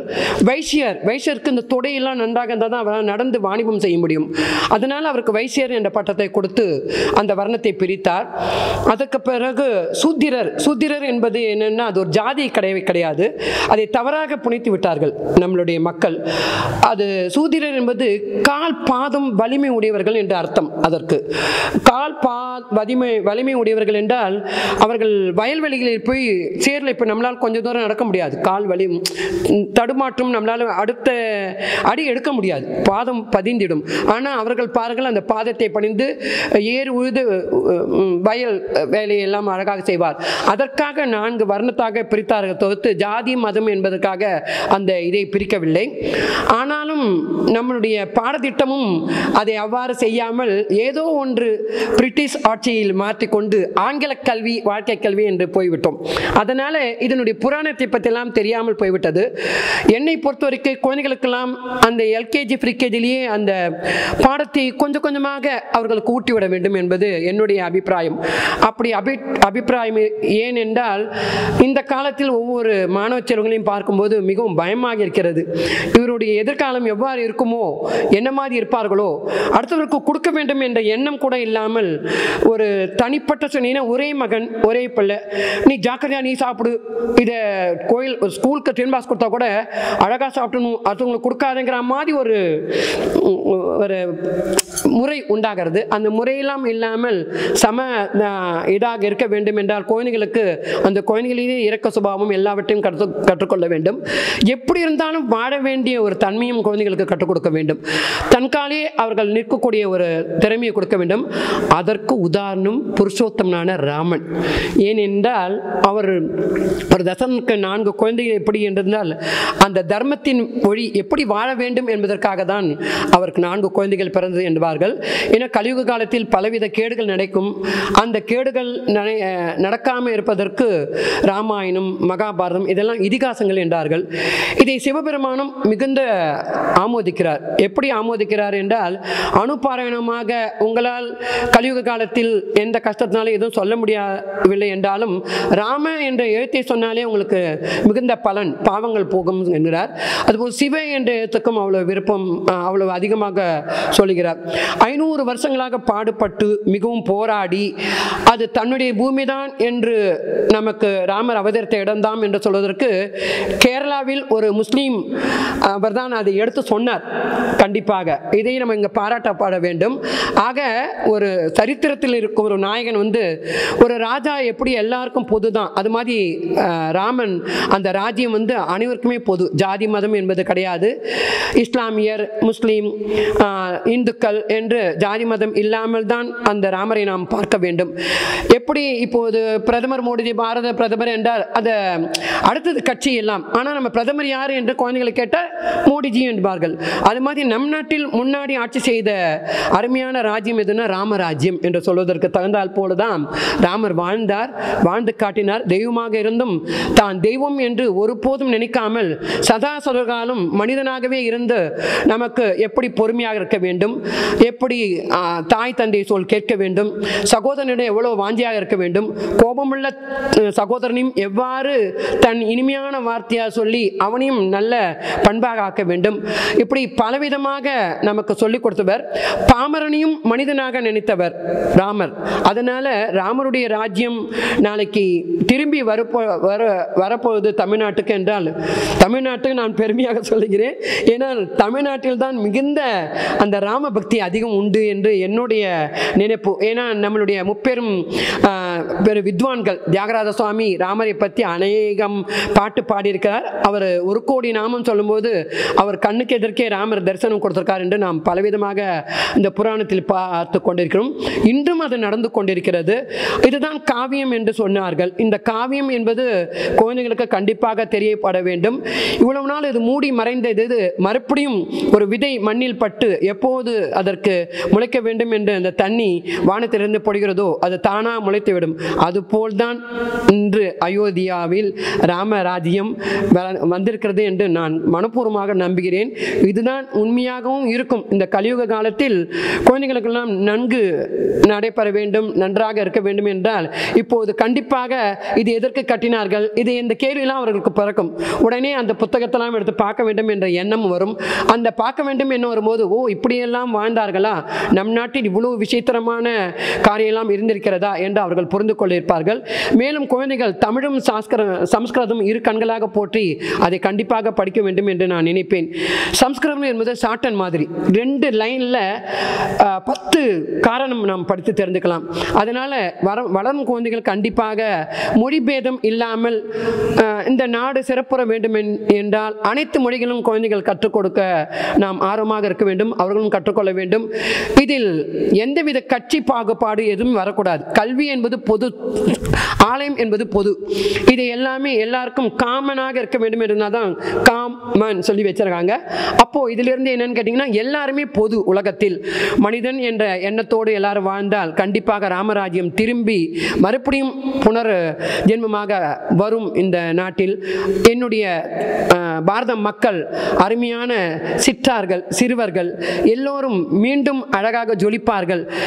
கண்ட எண்ணங்களை மனதில் வளர்த்து கொள்ளாமல் குடும்பம் என்றால் இப்படித்தான் இருக்க வேண்டும் என்ற ஒரு வழிமுறையை ராமருடைய வரலாற்றிலிருந்து புரிந்து கொள்வார்கள் என்பது திண்ணமாக, நிச்சயமாக, சத்தியமாக என்னால் சொல்ல முடியும். கண்டிப்பாக அந்த ஆட்சி மலரும் என்றே நான் நினைக்கிறேன். ஆமாம், இப்போ சீதா தேவி வீட்டிலேருந்து சீர் வரணும் அப்படிங்கிற மாதிரி நேபாளத்திலேருந்து இப்போ அனுப்பியிருக்காங்க. அதை பற்றி உங்கள் கருத்து என்னம்மா? கண்டிப்பாக. ஏன்னா ஒரு நம்மளுடைய நாட்டின் பண்பாடு என்றால் என்ன, ஒரு பெண்ணை தேடி கல்யாணம் செய்து கொண்டால் அவளுக்கு என்னென்ன வேணுமோ, ஏன்னா மாமியார் இல்லம் சென்ற பிறகு அவர்களை உடனே கேட்க முடியாது அல்லவா. அதனால் அந்த பெண்ணுக்கு என்னென்ன வேண்டுமோ என்று அதையெல்லாம் அதனுடைய தாயார் வீட்டிலிருந்து நல்ல அழகான அவளுடைய ஆடை அலங்காரம், அவளுடைய நகை இதையெல்லாம் கொடுப்பது வழக்கம் உண்டு. அதனால் சீதா தேவி பிறந்த அந்த நாட்டிலான நேபாள நாட்டிலிருந்து அவளுக்கு வருவது என்பது மிகவும் சிறந்த பண்பாடு. அதை ஏற்றுக்கொள்ள வேண்டும். கண்டிப்பாக அதற்கு வழிமுறைக்க வேண்டும் கண்டிப்பாக அனைவரும். ஏனென்றால் ஒரு பெண்ணினோட அந்த தாய்க்கு தான் அந்த பெண்ணுடைய அருமை தெரியும், அந்த இடத்தில் இருக்கிறவங்க தான் அதனுடைய அருமை தெரியும். அதனால அந்த தாய் வீட்டு சீதன்மை என்பது இன்றளவும் இருக்கிறது. அது பேரான ஆசையாக இருக்கக்கூடாது, எப்போதும் அடக்கமான ஒரு ஆசையாக இருக்க வேண்டும். ராமபிரான் இவ்வாறெல்லாம் கொடுக்க வேண்டும் என்று எந்த ஒரு உறுதியும் கொடுக்கவில்லை. அவருடைய வில் ஒடித்து விஸ்வாமித்திரர் கூட சென்றபோது அந்த சிவதனுசை முறித்து சீதா தேவியை கல்யாணம் பண்ணிக்க வேண்டும் என்று சொல்லும்போது கூட தன் தந்தையோட உத்தரவு இல்லாமல் தான் எதையும் ஏற்றுக்கொள்ள மாட்டேன் என்றுதான் அந்த உத்தம புருஷன் சொன்னான். இது இந்த காலத்து குழந்தைகள் தெரிந்து கொள்ள வேண்டும். தாய் தந்தை தனக்கு பார்க்கும் பெண் எப்படி இருப்பாள் என்று தன்னுடைய வளர்த்த மகனுக்கு எப்படி வேணும் என்று அந்த தாய்க்கு கண்டிப்பாக தெரியும். அதனால் இது நான் கண்டிப்பாக ஏற்றுக்கொள்வேன். அதனால ராமர் பிரானும் ஆகட்டும், தசரத சக்கரவர்த்தி ஆகட்டும் எதுவும் கேட்கவில்லை. ஆனால் அவர்களே ஆத்மாத்மாக, அன்பாக, ஆசையுடன் தன் மகளுக்கு செய்த சீதனம். அதனால் அது தவறு இல்லை என்பதுதான் என்றுதான் நான் நினைப்பேன். சரிம்மா, இது பெரிய திருவிழா மாரி வந்துட்டு கொண்டாடுறாங்க விரதம்லாம் வச்சு. அதை பற்றி உங்கள் கருத்து என்னம்மா? விரதம் வைக்கிறதெல்லாம் எப்படி அப்படின்ட்டு. கண்டிப்பாக நமக்கு என்று ஒரு பிரதமர் இருக்கிறார். அவர் எவ்வளோ 500 காலங்கால பாடுபட்டு வந்த ஒரு சரிதம் இது. யாராலும் முடியாதது ஒருவரால் முடிவது என்றால் அவர் தாய் தந்தை செய்த பூர்வ புண்ணியம். அது கூட கேள்விப்பட்டேன், மனைவி இல்லாதவர் எப்படி எடுக்கலாம் என்று. அப்பேற்பட்ட ராமபிரானி அவருடைய 2வது காடுக்கள் வனத்துக்கெல்லாம் சென்றுவிட்டு பட்டாபிஷேகம் நடக்கும்போது அவருடைய மனைவி இல்லை, தங்க பதுமையாக செய்து வைத்துதான் அந்த யாகத்தை செய்தார் என்று நம்ம புராணத்தில் படிக்கிறோம். அப்படி தங்க பதுமையாக இருக்க இப்போ இவருக்கும் மனைவி இல்லாமல் இல்லை, மனைவி இருக்கிறார். அது ஒரு தவறு இல்லை, எங்கோ இருக்கிறார் கண்டிப்பாக. அது புராதனத்திலும் உண்டு. ஒரு கணவன் இல்லாத ஒரு பெண்ணும் ஒரு மனைவி இல்லாத ஒரு ஆணும் அதை செய்யக்கூடாது என்று ஒரு நிகழ்ச்சி நம்மளுடைய புராணத்தில் உண்டு. ஆனால் அந்த புராணம் அவ்வாறு சொல்வதை தவிர்த்து சனாதன தர்மத்தில் அவ்வாறு இல்லை. ஏன்னா ஒரு லோகமாதாவான ஒரு லலிதாம்பிகா சகஸ்நாமத்தை கூட ஒரு தன் பெண் இப்படி மூலியாக வந்து விட்டால் என்று எந்த தாயும் ஒதுக்க மாட்டாள். தன் பெண் ரொம்ப ஆடம்பரமாக இருக்கிறாள் என்று எந்த தாயும் உடனே வரவேற்க மாட்டாள். அவளுக்கு 2 பெண்ணுமே சமம். அதனால எந்த ஒரு தாயுமாகட்டும் எந்த ஒரு தெய்வமாகட்டும் மனிதனை தள்ளி வைப்பது இல்லை. இதை எல்லாம் பின்னால் வந்த ஜெனரேஷன் தள்ளி வச்சதை தவிர்த்து அவர்களால் எதுவும் நடந்ததில்லை. அதனால் இதையெல்லாம் நான் ஏற்றுக்கொள்வேன் என்று தான் நான் சொல்லுவேன். கண்டிப்பாக இது ஒரு அரச விழாவாக கொண்டாட வேண்டும் என்பதுதான் என்னுடைய அபிப்பிராயம். ஏனென்றால் இவர் வந்து நம்ம நாட்டை ஆண்டவர், அதுக்கப்புறம் தான் தெய்வம். ஓகேவா? மனிதனாக பிறந்து நமக்கு சொல்லிக் கொடுத்தவர். அதனால கண்டிப்பாக இவருடைய விழாவை பெரிய விழாவாக கொண்டாட வேண்டும் என்பதே தான். அந்த இடத்தில் ஜாதி மதம் என்பது கிடையாது. அனைவரும் வரலாம், அனைவரும் செல்லலாம். அதனால நம்மளுடைய கல்ச்சர், நம்மளுடைய பண்பாட்டு முறை வெளியில் தெரிய வேண்டும் என்றால் இதையெல்லாம் சால சிறந்தது. அநேக நாடும் இதை பின்பற்றி ஆஹா அருமையான ஒரு பாரத நாடு, இந்திய நாடு, அதன் மூலம் நாம் அனைவரும் தெரிந்து கொள்ளலாம் என்று எல்லாரும் அனைவரும் புரிந்து கொள்வார்கள். இந்த ராமாயண காவியத்தையும் மகாபாரத காவியத்தையும் சிவபுராண காவியத்தையும் எடுத்து நாசாவிலெல்லாம் பலவிதமான ஆராய்ச்சிகள் ஆராய்ந்து சொல்லியிருக்கிறார்கள். இதையெல்லாம் இங்கே இருந்தது என்று நிரூபித்திருக்கிறார்கள். வெளிநாட்டில் போய் நம்மளுடைய சமஸ்கிருதம் போய் அவர்கள் மூலமாக நாம் தெரிந்து கொள்வோமே என்று சிறு வேதனை கண்டிப்பாக எனக்கு உண்டு. கண்டிப்பாக என்னுடைய வேண்டுதல், என்னுடைய அடுத்த ஜெனரேஷன் இதையெல்லாம் தெரிந்து கொண்டு நம்மளுடைய நாட்டின் சமஸ்கிருதத்தையும் தமிழையும் அடுத்த நாட்டுக்கு விற்காமல் இவர்கள் முன்னுக்கு வந்து இதை படித்து நிறைய எல்லா புராணையும் தோண்டி எடுத்து மக்களுக்கு செலுத்த வேண்டும் என்பதுதான் என்னுடைய அவா. இதே மாதிரி மகாபாரதம், பாகவதம், சிவபுராணம், மகா பெரிய புராணம், ஆழ்வார்களுடைய பெருமை, அடியார்களுடைய பெருமை, சித்தர்களுடைய பெருமை, இப்படி பல குருமார்களுடைய பெருமை நம்ம ராமபிரான் தான் எடுத்து காமிச்சிருக்கார். எப்படியெல்லாம் இருக்க வேண்டும், ஒரு ரிஷி இடத்தில் போனாலும் சரி, எந்த இடத்தில் எவ்வாறெல்லாம் இருக்க வேண்டும், தன் மனைவி அழைத்து கொண்டு அந்த சுகதுக்கங்களையும் இன்பத்தன்மையும் சரிசமம் என்பதற்கேற்ப அவ்வாறு நடந்து காட்டின ஒரு உத்தம புருஷன்.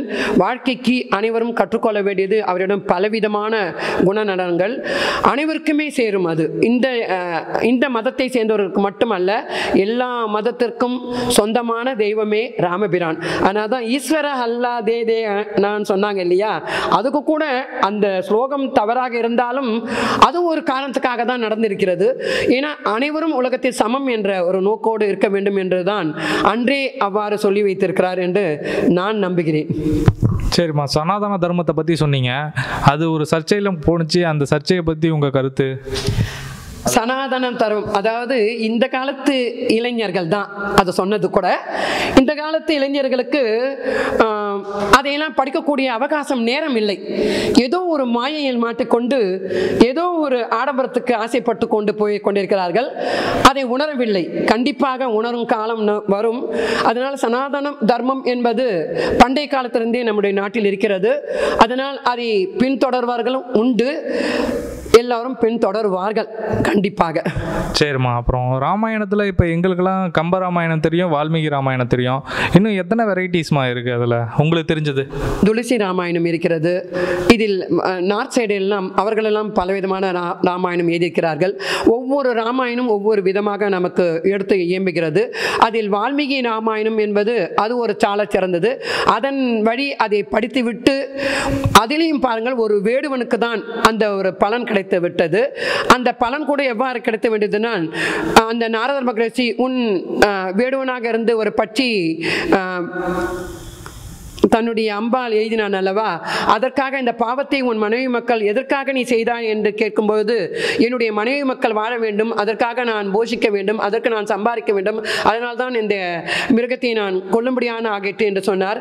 அதற்கு உடனே நாரத பெருமான் சொல்வார், இதை உன் வீட்டில் போய் இந்த பாவத்தை ஏற்றுக்கொள்வார்களா கேளு என்பார். அப்போது அந்த வால்மீகி வேடுவன் அவர் போய் கேட்பார் தன்னுடைய மனைவியிடம். அவர் யாரும் அந்த பாவத்தை ஏற்றுக்கொள்ள மாட்டார்கள். அப்படி ஏற்றுக்கொள்ளாத தான் உடனே திருப்பி அவர் அந்த இடத்திலேயே வருவார் நாரதர்கிட்ட. ஏற்றுக்கொள்ளவில்லை, ஏன்னா என்னுடைய கடமை என்று சொல்லிவிட்டார்கள் என்று என் தாய் தந்தை, என் மனைவி, என் மகன் அனைவரும் சொல்லிவிட்டார்கள் என்று சொல்வார்கள். இதிலிருந்து நீ புரிந்து கொள்ள வேண்டும் என்ன என்றால், நாம் தனிப்பட்ட தான் பிறந்தோம், தனிப்பட்ட முறையில் தான் இறந்தும் போவோம் இல்லையா. புனரபி ஜனனம் புனரபி மரணம். இந்த நடுவில் இருக்கிறதான் ஒரு மாயை வாழ்க்கை. அந்த மாயை வாழ்க்கையில் ஆண்டவன் இந்த உலகத்தில் பிறக்கும்போது அந்த குழந்தை கர்ப்பத்திலிருந்து வரமாட்டேன் என்று சொல்லுமாம். எனக்கு பயமாக, ஏன்னா அது பூர்வ ஜென்ம ஞாபகம் அதுக்கு இருக்குமாம். இந்த உலகத்தை நான் பிறக்க மாட்டேன், ஏனென்றால் எனக்கு பயமாக இருக்கிறது, மறுபடியும் எனக்கு இந்த மனித பிறவியா என்று அந்த குழந்தை சொல்லுமாம். ஆனால் அந்த பெரியவர்கள் கடவுள் சொல்லுவாராம், இல்லை நான் உனக்கு 2 சான்ஸ் கொடுக்கிறேன் பாராம். என்ன சான்ஸ் என்னன்னா, உலகத்தில் போய் நீ என்னை சொல்லி என்னை அடைவது ஒரு சான்ஸ், இந்த மாயையில் மாட்டிக்கொண்டு மறுபடியும் நீ மனிதனாக பிறக்கிறதுக்காக ஒரு இதை கொடுக்கிறேன் உனக்கு என்று சொல்வாராம். அப்போது அந்த குழந்தையை சொல்லுமாம், சரி என்று தான் பிறக்குமா. அதனால்தான் அந்த குழந்தை பிறந்த உடனே பூமியில் அழிகிறது. ஆனால் நாம் குழந்தை அழிகிறது என்று மிகவும் சந்தோஷப்படுகிறோம் அல்லவா. அந்த குழந்தை இந்த பூமியில் பிறப்பதற்கே அழுது கொண்டு தான் வருகிறான். அதன் பிறகு அவன் மாயையில் மாட்டிக்காமல் அந்தந்த சத்சங்கத்தில் சேர்வதாகட்டும், ஒரு பள்ளியை சேர்வதாகட்டும், அவனுடைய சுற்றுச்சூழல் அவனை வளர்க்கிறது. அதுதான் உண்மை. அந்த சுற்றுச்சூழலில் அவன் மிகுந்த நல்ல பயிற்சியுடன் வளர்ந்து அவன் மிகுந்த ஒரு ஆர்வமுடன் இருக்க வேண்டும் என்றால் அவனுக்கு இந்த புராண காவிதை எல்லாம் சொல்லிக் கொடுக்க வேண்டும். இது சொல்லிக் கொடுத்தல் ஆங்கில கல்வி, வாழ்க்கை கல்வி. இந்த புராதன கல்வி என்பது அவன் வாழ்க்கைக்கு வேண்டிய கல்வி. அவன் குடும்பத்தில் எவ்வாறு இருக்க வேண்டும், தன் மகன் மகளை எவ்வாறு வளர்க்க வேண்டும், தன் உடன் பிறந்தவர்களை எவ்வாறு இருக்க வேண்டும், அவர்களுடைய வறுமை உற்றும் போது அவருக்கு எவ்வாறு நாம் கை கொடுக்க வேண்டும், அப்படி என்ற அந்த எண்ணத்தை அவன் வளர்த்துக் கொள்ள வேண்டியதற்கு இந்த மாதிரி புராணங்களாம் மிக முக்கியமாகும். அதில் என்னுடைய ராமபிரான், உலகத்துக்கு பொதுவான புருஷனான ராமபிரானும் மறுபடியும் இந்த உலகத்தில் தோன்ற போகிறான் என்ற எண்ணமே மிகுந்த ஒரு நம்பிக்கை எனக்கு கொடுக்கிறது. இந்த பாரதம் என்றும் யாராலையும் அழிக்கப்படாது, இந்த சனாதன தர்மம் ஓங்கி வளர்ந்து தழைத்து பெரிய ஆலம் விருட்சமாக, கற்பக விருட்சமாக, காமதேனுவாக வளரும். அதில் என்னுடைய பாரத மாதா குழந்தைகள் மிகுந்த செல்வத்தோடு அவர்கள் விருப்பப்படும் கல்வியை பயின்று மிகுந்த நல்லொழுக்கத்துடன் வளர்வார்கள் என்ற நம்பிக்கை எனக்கு கண்டிப்பாக உண்டு. இந்த கும்பாபிஷேகத்தை நேரில் போய் அயோத்தியில் பார்க்கணும் அப்படின்னு உங்களுக்கு ஆசை இருக்காமா? எனக்கு ஆசை உண்டு. நான் அந்த ராமநாமம் எழுதி அதையும் கொண்டு சேர்த்து விட்டேன். அதுபோல் அங்கே அந்த கண்டா மணி வந்தது இல்லையா, அது நான் போய் அதை பார்க்கக்கூடிய அந்த இதுவும் எனக்கு வந்தது. அந்த இடத்தில் என்னால் முடிந்த அந்த மண்வெட்டியால் அந்த மண்ணை எடுத்து அதை நிரப்பினேன். எனக்கு தூக்க கூட முடியவில்லை. இருந்தாலும் ஒரு ஆசை, இதில் ஒரு சின்ன ஒரு அணுக்கும் அணுவாக என்னுடைய ஒரு சேவையும் இருக்கிறது என்பது போது மிகுந்த பெருமையாக இருக்கிறது. இது ஆலயத்திற்கும் அப்பாற்பட்டது அயோத்தி நகரம் என்றுதான் நான் சொல்வேன். இதை தயவு செய்து ஆலயமாக எண்ணாமல் நம் நாட்டின் சிறந்த சிறப்பு, இந்த சிறப்பு இந்த அயோத்தி நகரம் என்று அதன்படி நாம் எடுத்துக்கொள்ள வேண்டுமே தவிர்த்து இது தனிப்பட்ட ஒருத்தருடைய ஆலயம் என்று இதை நாம் எடுத்துக்கொள்ளக்கூடாது. இந்த பாரத நாட்டின் பெருமையை சொல்ல வந்த ஒரு ராஜ்ய பரிபாலமாக தான் இந்த ராம அயோத்தி கும்பாபிஷேகத்தை நான் நினைக்கிறேன். அதை செய்வதற்கு ஒரு புண்ணியம், அதுவும் உங்களுக்கே தெரியும், 2வது 5வது ஆண்டு எண்டில் இருக்கக்கூடிய ஒருத்தருக்கு இது கிடைப்பது என்றால் மிகுந்த பெரிய புண்ணியம் செய்திருக்க வேண்டும். அதற்கு நான் எந்த கட்சியும் அல்ல, நீங்கள் உடனே எனக்கு கட்சியாக தான் சொல்லிவிட வேண்டாம். அது உலகத்தின் தர்மத்தை தான் நான் சொல்கிறேன். அப்பேற்பட்ட ஒரு ஆலயம் நமக்கு கிடைப்பது என்பது நம்முடைய பாரத நாட்டின் பெருமையை நிலைநிறுத்துவதை தான் தவிர்த்து இது தனிப்பட்ட ஆலயம் என்பது அல்ல அல்ல அல்ல. அப்போ எல்லா மதத்தவரும் இந்த கோயிலுக்கு போகலாம் அப்படின்னு நீங்க சொல்றீங்களா? கண்டிப்பாக அனைவரும் போகலாம். அனைவருக்கும் ராஜ்ய பரிபாலம் என்பது ஒன்றுதான். ராமனுடைய சரிதம் அனைவரும் படிக்கும். இப்போ இஸ்லாமிய குழந்தை பள்ளிக்கூடத்தில் படிக்கும்போது அவனும் அந்த சரிதத்தை படிக்க வேண்டும். ஒரு கண்டிப்பாக ஒரு பொதுவான ஒரு பள்ளிக்கூடத்தில் படிக்கும்போது அனைவரும் அனைத்து கல்வியும் தானே படிக்கிறோம் இல்லையா? இப்போது ஏதோ அத்தனை இந்து மத குழந்தைகள் கூட ஒரு இஸ்லாமிய பள்ளிக்கூடத்திலும் படிக்கிறார்கள், ஒரு கிறிஸ்டியானிட்டி பள்ளிக்கூடத்திலும் படிக்கிறார்கள். அந்த நேரத்தில் அந்த பாடத்தை படிக்கிறார்கள் தவிர்த்து அதிலேயே பின்பற்றுவது இல்லை. அதாவது என்னுடைய அது மாதிரி நம்ம வெளியில் வந்த பொழுது எல்லாரும் மக்கள் என்ற எண்ணத்தோடு இருக்கணும். என்னுடைய ஆச்சாரம் அனுஷ்டானம் எல்லாம் என்னுடைய இல்லத்தில் மட்டுமே, அந்த வெளியில் கொண்டு யாருக்கும் சேர்க்கக்கூடாது. உலகத்தில் அனைவரும் ஒன்றே என்ற எண்ணத்தை வளர்த்து கொள்ள வேண்டும். ஆச்சாரம் அனுஷ்டானம் பக்தி பரவசம் எல்லாம் அனைத்தும் என் இல்லத்தில் மட்டுமே. வெளியில் வரும்போது நானும் சரிசமமான ஒரு மக்கள் அப்படி என்ற பாவனையில் இருக்க வேண்டும். அதனால் அயோத்தி ராமனையும் சரிசமமாக அனைவரும் சென்று பார்க்க வேண்டும் என்பதுதான் என்னுடைய அவா, என்னுடைய ஆசை, என்னுடைய பேராசை என்று கூட நினைக்கலாம். என்று அந்த இரண்டு எழுத்துமே எவ்வாறு வந்தது என்றால், நாராயணா என்ற அந்த எழுத்தில் இரண்டாவதான எழுத்து ராவும், நமசிவாய என்ற எழுத்தில் இரண்டாவது எழுத்து மாவும் சேர்ந்துதான் ராம. இதை காசி சேத்திரத்தில் இன்றும் அதை நான் கண்கூடாக பார்க்கலாம். சப்தரிஜி பூஜை என்று ஒன்று செய்வார்கள்.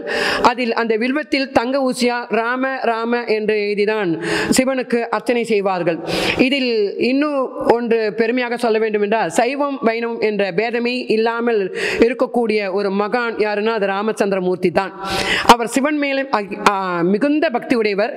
அது ராம ரகசியம், ராம கீதை, சிவகீதை, சிவரகசியம் என்று ஒரு காவியத்தையே படைத்திருக்கிறார் ராமர். அதையெல்லாம் ஏனோ வெளியில் வரவில்லை.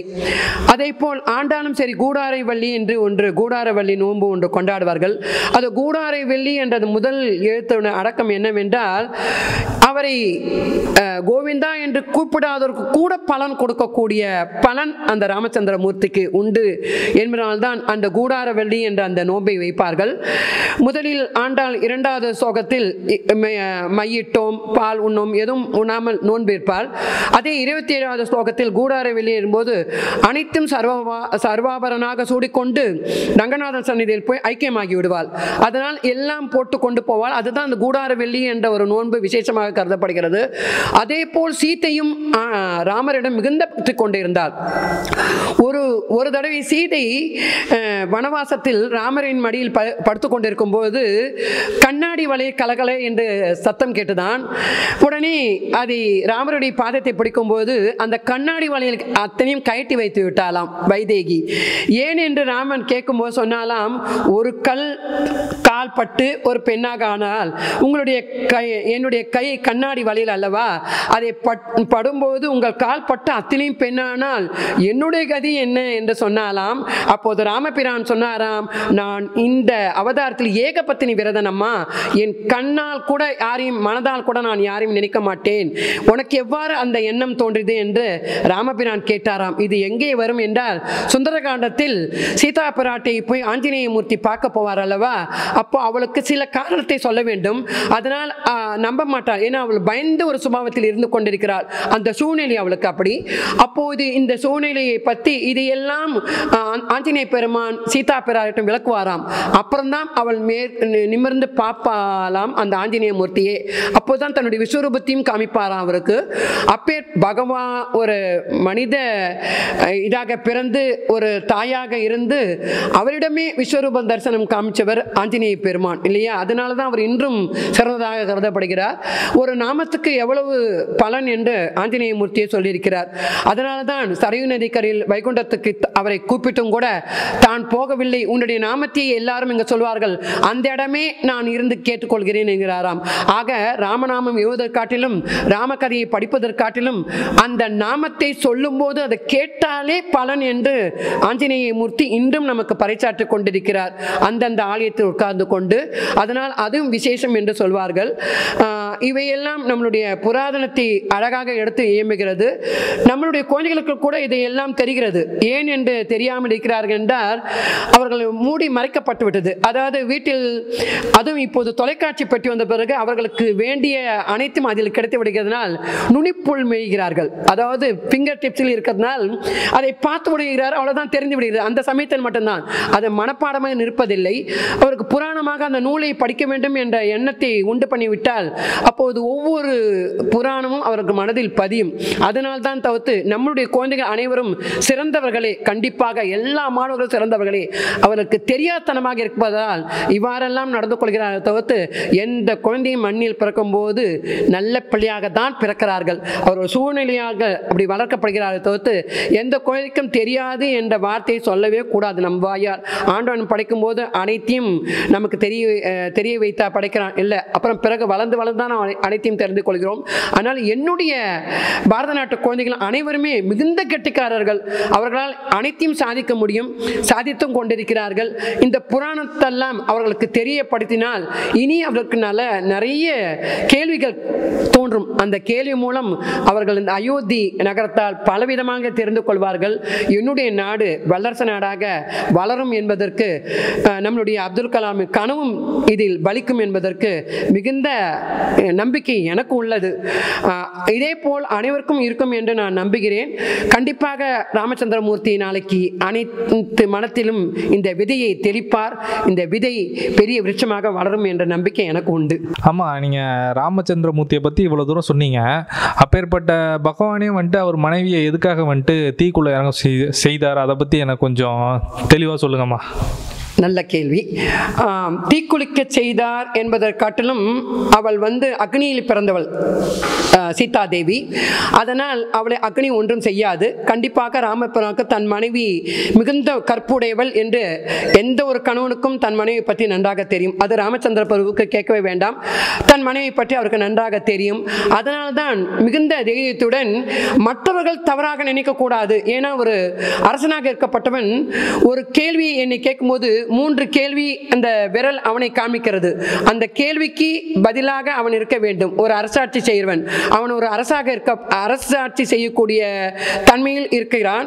அதனால் தன் மனைவியை பற்றி அநேகம் பேர் தவறாக எண்ணிவிடக்கூடாது என்று சொல்கிறார். ஏனென்றால் எந்த ஒரு கற்பும் எப்படி என்றால் தீயில் பஸ்மமாகிவிடும் என்பார்கள். அதனால் தீயில் இருக்கும்போது அவளுடைய அந்த ஊரில் இருந்தால் அல்லவா, அது கூட சிறிது தோஷமும் அவளுக்கு இருக்கக்கூடாது என்பதால் அந்தணர்களுக்கு அக்னியில் செய்தால்தான் அது எல்லாமே பிரயோஜனப்படும். அதனால் அக்னி வளர்த்து அதில் அவரை நிற்க செய்தாரே தவிர மற்றபடி எந்த ஒரு சீதை மேல் எந்த ஒரு தீய எண்ணமும் கிடையாது, எந்த எண்ணமும் கிடையாது. அந்த அக்னி பகவானே அவளுடைய கற்பு எண்ணெய் சுடுகிறது என்று தான் தணிந்து கொண்டார் என்பதுதான் வரலாற்றில் இருக்கிறது. தவிர்த்து அவள் சீதையும் சுடவில்லை, தானும் சுடவில்லை, ராமனும் தான் மனதால் கூட அவளை அவ்வாறு எண்ணவில்லை. இதுதான் உண்மை கதை. அது நமக்காக இந்த புராணம், ஏன்னா ராமருடைய புராணம் நம்மளுடைய வாழ்க்கைக்கு பயன்பட வேண்டும் என்பதற்காக உலகத்தில் நாக்குக்கு நரம்பு கிடையாது, பலவிதமாக பேசுவார்கள். அதை நீ எடுத்துக்கொள்ளக்கூடாது. உன் மனதிற்கு நீ நல்லவனாக இருக்க வேண்டும், உன் மனசாட்சியுடன் நீ பேச வேண்டும், உன் மனசாட்சி போல் உன் குடும்பத்தை நடத்த வேண்டும் என்பதற்காக இதையெல்லாம் சித்தரித்தார் ராமபிரான் என்பது என்னுடைய விளக்கம். இப்போ சீதை அம்மா, ஏமா ராமர் நீங்க இப்படி பண்ணிட்டீங்க, நான் இனிமே உங்க கூட இருக்க மாட்டேன் அப்படின்னு வந்துட்டு பிரிஞ்சு காட்டுக்கு போனது? இதில் என்னவென்றால் ராமருக்கு ஜாதகத்தில் 5 கிரகம் உச்சம். அந்த 5 கிரகத்தில் சனியும் அவருக்கு உச்சமாக இருக்கிறார். அவருடைய வாழ்க்கை எப்படி என்றால், இப்போது பிரதமர் மோடிஜி அவர் மனைவியோட வாழ்க்கை நடத்த முடியாது, அவருடைய ஜாதகம் அப்படி. அதனால் ராமபிரானுக்கும் தன்னுடைய மனைவியோட வாழ்க்கை நடத்துவதற்கு இல்லை. அவருடைய வாழ்க்கையில் பிரிந்துதான் இருக்க வேண்டும் என்பது அவருடைய விதி. தெய்வம் மனிதனாக பிறந்தாலும் அந்த விதிக்கு வினைக்கெல்லாம் உட்பட்டு தான் நடத்த வேண்டும் என்பது வரலாறு.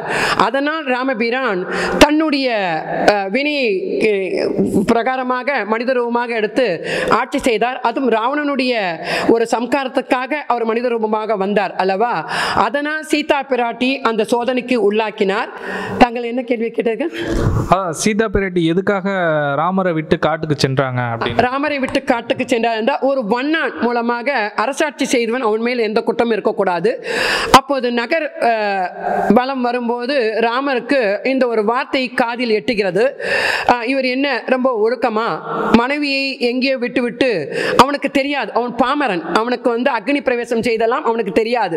ஏன்னா இது லங்காவில் நடந்தது, இவன் அயோத்தியில் இருக்கிறான், அவனுக்கு தெரியாது என்பதால் அவன் ஏதோ ஒரு தவறாக வார்த்தை வந்துவிட்டது. அந்த வார்த்தையை சத்தியமாக எண்ணக்கூடிய ராமபிரான் உடனே தான் எவ்வாறு என்ன செய்தார் என்றால், தன் மனைவியை தள்ளிவிட்டு விட்டார். அது தள்ளிவிட்டு விட்டார் என்பதற்கான புராண கதை என்னவென்றால், அவள் ஒரு தடவை கேட்பாள், எப்போது இந்த மாயமானை கேட்டால் இல்லையா ஆசையாக அந்த புராணம் நடக்க வேண்டும் என்பதற்காக, அதுபோல் அவள் கேட்டாள். என்ன கேட்டாள் என்றால், தான் தனிப்பட்ட முறையில் தான் கர்ப்பமாக இருக்கும்போது இயற்கையை ரசிக்க வேண்டும் என்று கேட்டாள். அதற்கு இது ஒரு தக்க தருணம் ஆண்டவனுக்கு தெரியும். அதனால் இந்த தருணத்தை பயன்படுத்தி கொண்டு அவள் தனியாக வனவாசத்திற்கு சென்றால், மேலும் அந்த குழந்தைகள் இந்த ஆடம்பர என்னதான் தந்தை கஷ்டப்பட்டு வளர்த்தான், தன் மகன் அவ்வாறு வளர்க்க எண்ண மாட்டார். அப்படி லவகுஜர்கள் இந்த சாம்ராஜ்யத்தில் ஆசைப்பட்டு அவர்கள் அதில் ஈடுபடக்கூடாது அல்லவா, அதனால் அவர் ஒரு ஆசிரமத்தில் வளர்க்க வேண்டும் என்பதற்காக இந்த சாபத்தையும் கொடுத்து அதையும் தனக்கு வசமாக்கி கொண்டார் ராமபிரான். இதுதான் உண்மை. இதோட கண்டினியூஷன். அப்ப சீதா தேவி எப்போ ராமர் கூட சேர்ந்தாங்க, லவகுஷா ஃபியூச்சர்ல என்ன ஆனாங்க, அதை பத்திலாம் புக் இருக்காமா? கண்டிப்பாக இருக்கு.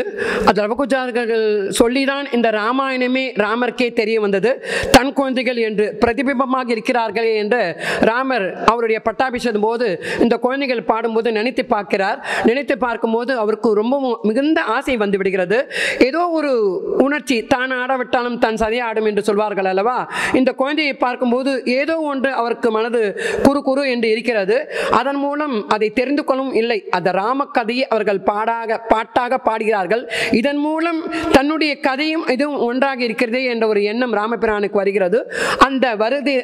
அந்த எண்ணத்தினால்தான் அவர் அந்த தன் மனைவி இருக்கிறார் என்ற எண்ணம் இருக்கிறது.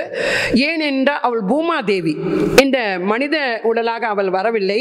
இந்த உலகத்தில் ஒரு புராண காவியத்தை சொல்ல வேண்டும், கலியுகத்தில் சிறப்பாக இருக்க வேண்டும், இதன்படி மக்கள் வழிநடத்த வேண்டும் என்பதற்காக ஒரு அவதாரமாக வந்தாள். அதனால் அவர்கள் மனிதனாக வாழ்ந்து அந்த காமக்ரோதத்துக்கெல்லாம் ஈடுபடக்கூடாது என்பதற்காக அவள் பூமாதேவியாக பூமி பிளந்து பூமிக்குள்ளே தான் சென்றால் தவிர்த்து வேறபடி நீங்க நினைக்கும் அளவு அந்த எண்ணமோ அந்த துயரமோ எதுவும் அவருடைய புராணத்தில் இல்லை என்பதே உண்மை. சரிம்மா, நான் கேட்டது என்னன்னா, புக்கு ஏதாவது லவகுஷாவை பற்றி படிக்கிறது புக்கு கேட்டோமா, அது ஏதாவது அந்த புக்கை சஜஸ்ட் பண்ணுங்க. கண்டிப்பாக இருக்கிறது. யுத்த காண்டத்தில் வரும்போது அவள்தெல்லாம் எல்லாம் வரும். இந்த 7 காண்டத்தில் பாலகாண்டெல்லாம் வரும்போது அது வராது, இது தனி காண்டம் வரும். இதில் இந்த குழந்தைகள் ராமகாவிதம் படிக்கிறது ஆகட்டும், அஸ்வமேதம் ஆகும்போது குதிரையை கொண்டு கட்டும்போது அதை போர் புரிந்து வெல்லுவது ஆகட்டும், அத்தனை சிறப்பும் இவர்கள் செய்தார்கள். இவர்களுடைய புராணம் கண்டிப்பாக இருக்கிறது. லவகுஷா புராணம் என்று உண்டு. அதான் இப்போதான் அயோத்தி ராமர் வந்திருக்கிறார், இனிமே அவருடைய மனைவி பிள்ளைகள் புராணம் கூட கண்டிப்பாக வரும் என்ற நம்பிக்கை இருக்கிறது. ஸ்ரீராம் ஜெயராம் ஜெய ஜெயராம், ஸ்ரீராம் ஜெயராம் ஜெய ஜெயராம், ஸ்ரீராம் ஜெயராம் ஜெய ஜெயராம். ஜெய ஜெய என்றால் வெற்றி. கண்டிப்பாக நம் பாரத நாட்டுக்கு நாளை முதல் வெற்றி தான் என்பது என்னுடைய எண்ணம். அனைவருக்கும் என்னுடைய பணிவார்ந்த என்னுடைய நமஸ்காரங்கள், என்னுடைய வணக்கங்கள். நன்றிம்மா. பாபருடைய படைத்தளபதி மீர்பாகி அப்படிங்கிறவர் அந்த ராமர் கோவிலை இடிச்சிட்டு அதன் பிறகு அங்கே ஒரு மசூதி கட்டப்பட்டது. அந்த மசூதி கட்டப்படும் போது நிறைய போராட்டங்கள் நடைபெற்றது. நிறைய பெண்கள் ராணிகள் நிறைய போராடினாங்க. அந்த மாதிரி போராடும் போது பல பேர் கொல்லப்பட்டாங்க அந்த போராட்டத்தில். அந்த தொடர் போராட்டங்களின் விளைவாக அவங்களால அந்த மசூதியில் மினார்லாம் கட்டி முடிக்க முடியல. அங்கே தொடர்ந்து தொழுகையை நடத்த முடியாத ஒரு சூழ்நிலை அங்கே உருவாச்சு. நம்மளுடைய கோயில், நம்மளுடைய ஆகர்ஷண புருஷருடைய இடம், அது பிறந்த இடம், அதனால அப்படின்னு போராடினதுனால அவங்களால அந்த மசூதியை முடிக்க முடியல. இது பிற்காலத்தில் வழக்கு நடக்கும் பொழுது சுப்ரீம் கோர்ட்டில் அவங்களே தெரிவிச்சிருக்காங்க, அவங்க எங்களுடைய மத கோட்பாட்டின்படி எங்கே ஒரு மசூதி தொழுகை நடைபெறலையோ அது மசூதியாக கருதப்பட முடியாது. நம்பர் 1. நம்பர் 2, எங்கே மாற்று மதத்தினுடைய கோயிலை இடித்து அங்கே மசூதி கட்டப்பட்டதோ அது மசூதியாக கருதப்படாது அப்படின்னு அவங்களே தாக்கல் பண்ணிட்டாங்க. கோர்ட்டில் அவங்களே தாக்கல் பண்ணாங்க. ஸோ அது நமக்கு ஒரு வேலிட் பாயிண்ட்டாக இருந்தது. இருந்தது நம்ம பக்கம் சாதகமாகறதுக்கு. இதன் பிறகு ஆர்கியாலஜிக்கல் டிபார்ட்மெண்ட்டு வந்து உள்ள நுழைஞ்சு சங்கர்தயாள் சர்மான்னு ஒரு ஜனாதிபதி இருந்தார். அவர் வந்து கோர்ட்டுக்கு ஒரு டைரக்ஷன் கொடுக்குறாரு. இந்த மாதிரி இந்த இடம் வந்து பிரச்சனையில் இருக்குது, அந்த இடத்துல என்ன ஸ்ட்ரக்சர் இருந்தது அப்படின்றத கண்டுபிடிச்சு கோர்ட் வந்து அதுக்கு ஒரு ஆய்வு நடத்தணும் அப்படின்னு சொல்லிட்டு ஒரு மெமரண்டம் கொடுக்குறாரு சங்கர்தயாள் சர்மா. அதை வச்சு கோர்ட் வந்து ஆர்கியாலஜிக்கல் சர்வே ஆஃப் ஏஎஸ்ஐன்னு சொல்லிட்டு ஆர்கியாலஜிக்கல் சர்வே ஆஃப் இந்தியா அப்படின்றவங்கள கூப்பிட்டு ஆய்வு பண்ண சொல்கிறாங்க. அதில் வந்தவர் வந்து கேரளாவை சேர்ந்த முகமது அப்படின்றவர் வந்தவர். அவர் ஒரு முஸ்லீம். முகமது அப்படின்றவர் வந்தார். நடந்தபடியே எழுதினார். இதில் வந்து தோண்ட சிலைகள் வந்துட்டு இருக்கு, அதில் வந்து இருக்க கல்வெட்டுகள்லாம் ராமர் கோயில் இருந்ததுக்கான அடையாளங்கள் இருக்கு அப்படின்றத வந்து ஆதாரபூர்வமாக அவர் தான் நிரூபித்தார். அவர் அதுக்காக வேண்டி ஒரு புத்தகம் கூட எழுதியிருக்கார். கேரளாவை சேர்ந்த முகமது அப்படின்றவர் ஆர்கியாலஜிக்கல் சர்வேஸ் இந்தியாவில் அவர் டைரக்டராக இருந்தார். அவர் வந்து அந்த தொல்லியல் துறை ஆய்வு பண்ணி அவரே அறிக்கை கொடுத்துருக்காரு சுப்ரீம் கோர்ட்டுக்கு. இந்த அறிக்கைகள்லாம் பேஸ் பண்ணி உடனே தீர்ப்பு கிடைச்சிடல. நமக்கு 5 பேர் கொண்ட கமிஷன் வந்து நியமித்தாங்க, நீதிபதிகளை நியமித்தாங்க. ஏன்னா இது வந்து இந்த இஷ்யூ ஒரு சமூக பிரச்சனை ஏற்படக்கூடிய இஷ்யூ அப்படின்றதுனால 5 பேர் கொண்ட பெஞ்சை வந்து நம்ம நியமித்தாங்க. அதுக்கு அந்த 5 பேர் கொண்ட பெஞ்சில் முஸ்லீம் நீதிபதி இருந்தாங்க. என்ன ஒரு விந்தையான விஷயம், என்ன ஒரு ராமருடைய ஒரு அனுகிரகம் அப்படின்னாக்க, அந்த 5 பேருமே ஒரே மாதிரி தீர்ப்பு கொடுத்தாங்க. அந்த இடத்துல ராமர் கோயில் இருந்தது அப்படின்றது 5 நீதிபதி முஸ்லீம் நீதி உட்பட எல்லாருமே தீர்ப்பு கொடுத்தாங்க அந்த இடத்துல. அதுதான் வந்து ஒரு யோசிக்க வேண்டிய விஷயம், பாராட்டப்பட வேண்டிய விஷயம். ராமருடைய கடாட்சம் அது, கருணை அப்படின்னு நம்ம சொல்லணும். அந்த இடத்துல வந்து அவர் தன்னை பாதுகாத்துக்கிறதுக்கு அவரே வந்து முஸ்லீம் நீதிபதியாக இருந்தாலும் கூட, முஸ்லீம் ஆர்கியாலஜிக்கல் சர்வே ஆஃப் இந்தியாவுடைய அதிகாரியாக இருந்தாலும் கூட உண்மையை எழுதினாங்க. அதை நம்ம வந்து மறக்கக்கூடாது, போற்றணும், பாராட்டணும். அதை அவங்க வந்து மத சார்பின்மையாக நடந்தாங்க. நாமளும் அதே மாதிரி மத சார்பின்மையாக நடந்துட்டு இருக்கோம். இன்னைய தேதி வரல எந்த மதத்தையும் நம்ம வந்து வெறுக்கல, எந்த மதத்தையும் ஒழிக்கணும்னு நம்ம நினைக்கல. எல்லாரும் ஒன்றா இருக்கணும். சர்வே ஜனா சுகினோ பவந்து அப்படின்னு நாம தான் சொல்கிறோம். லோகா சமஸ்தா சுகினோ பவந்து அப்படின்னு சொல்கிறோம். சர்வே ஜனா சுகினோ பவந்துன்னா உலகத்தில் உள்ள அனைத்து ஜீவராசிகள் மக்களும் இன்புற்று இருக்கட்டும் அப்படின்னு நாம மட்டும் தான் சொல்லுவோம். அதே மாதிரி சர்வே ஜனா சுகினோ பவந்து அப்படின்னு நாம தான் சொல்லுவோம். நமக்கு எந்த பாகுபாடும் கிடையாது, எந்த வெறுப்பும் கிடையாது, யார் மேலேயும் வெறுப்பும் கிடையாது.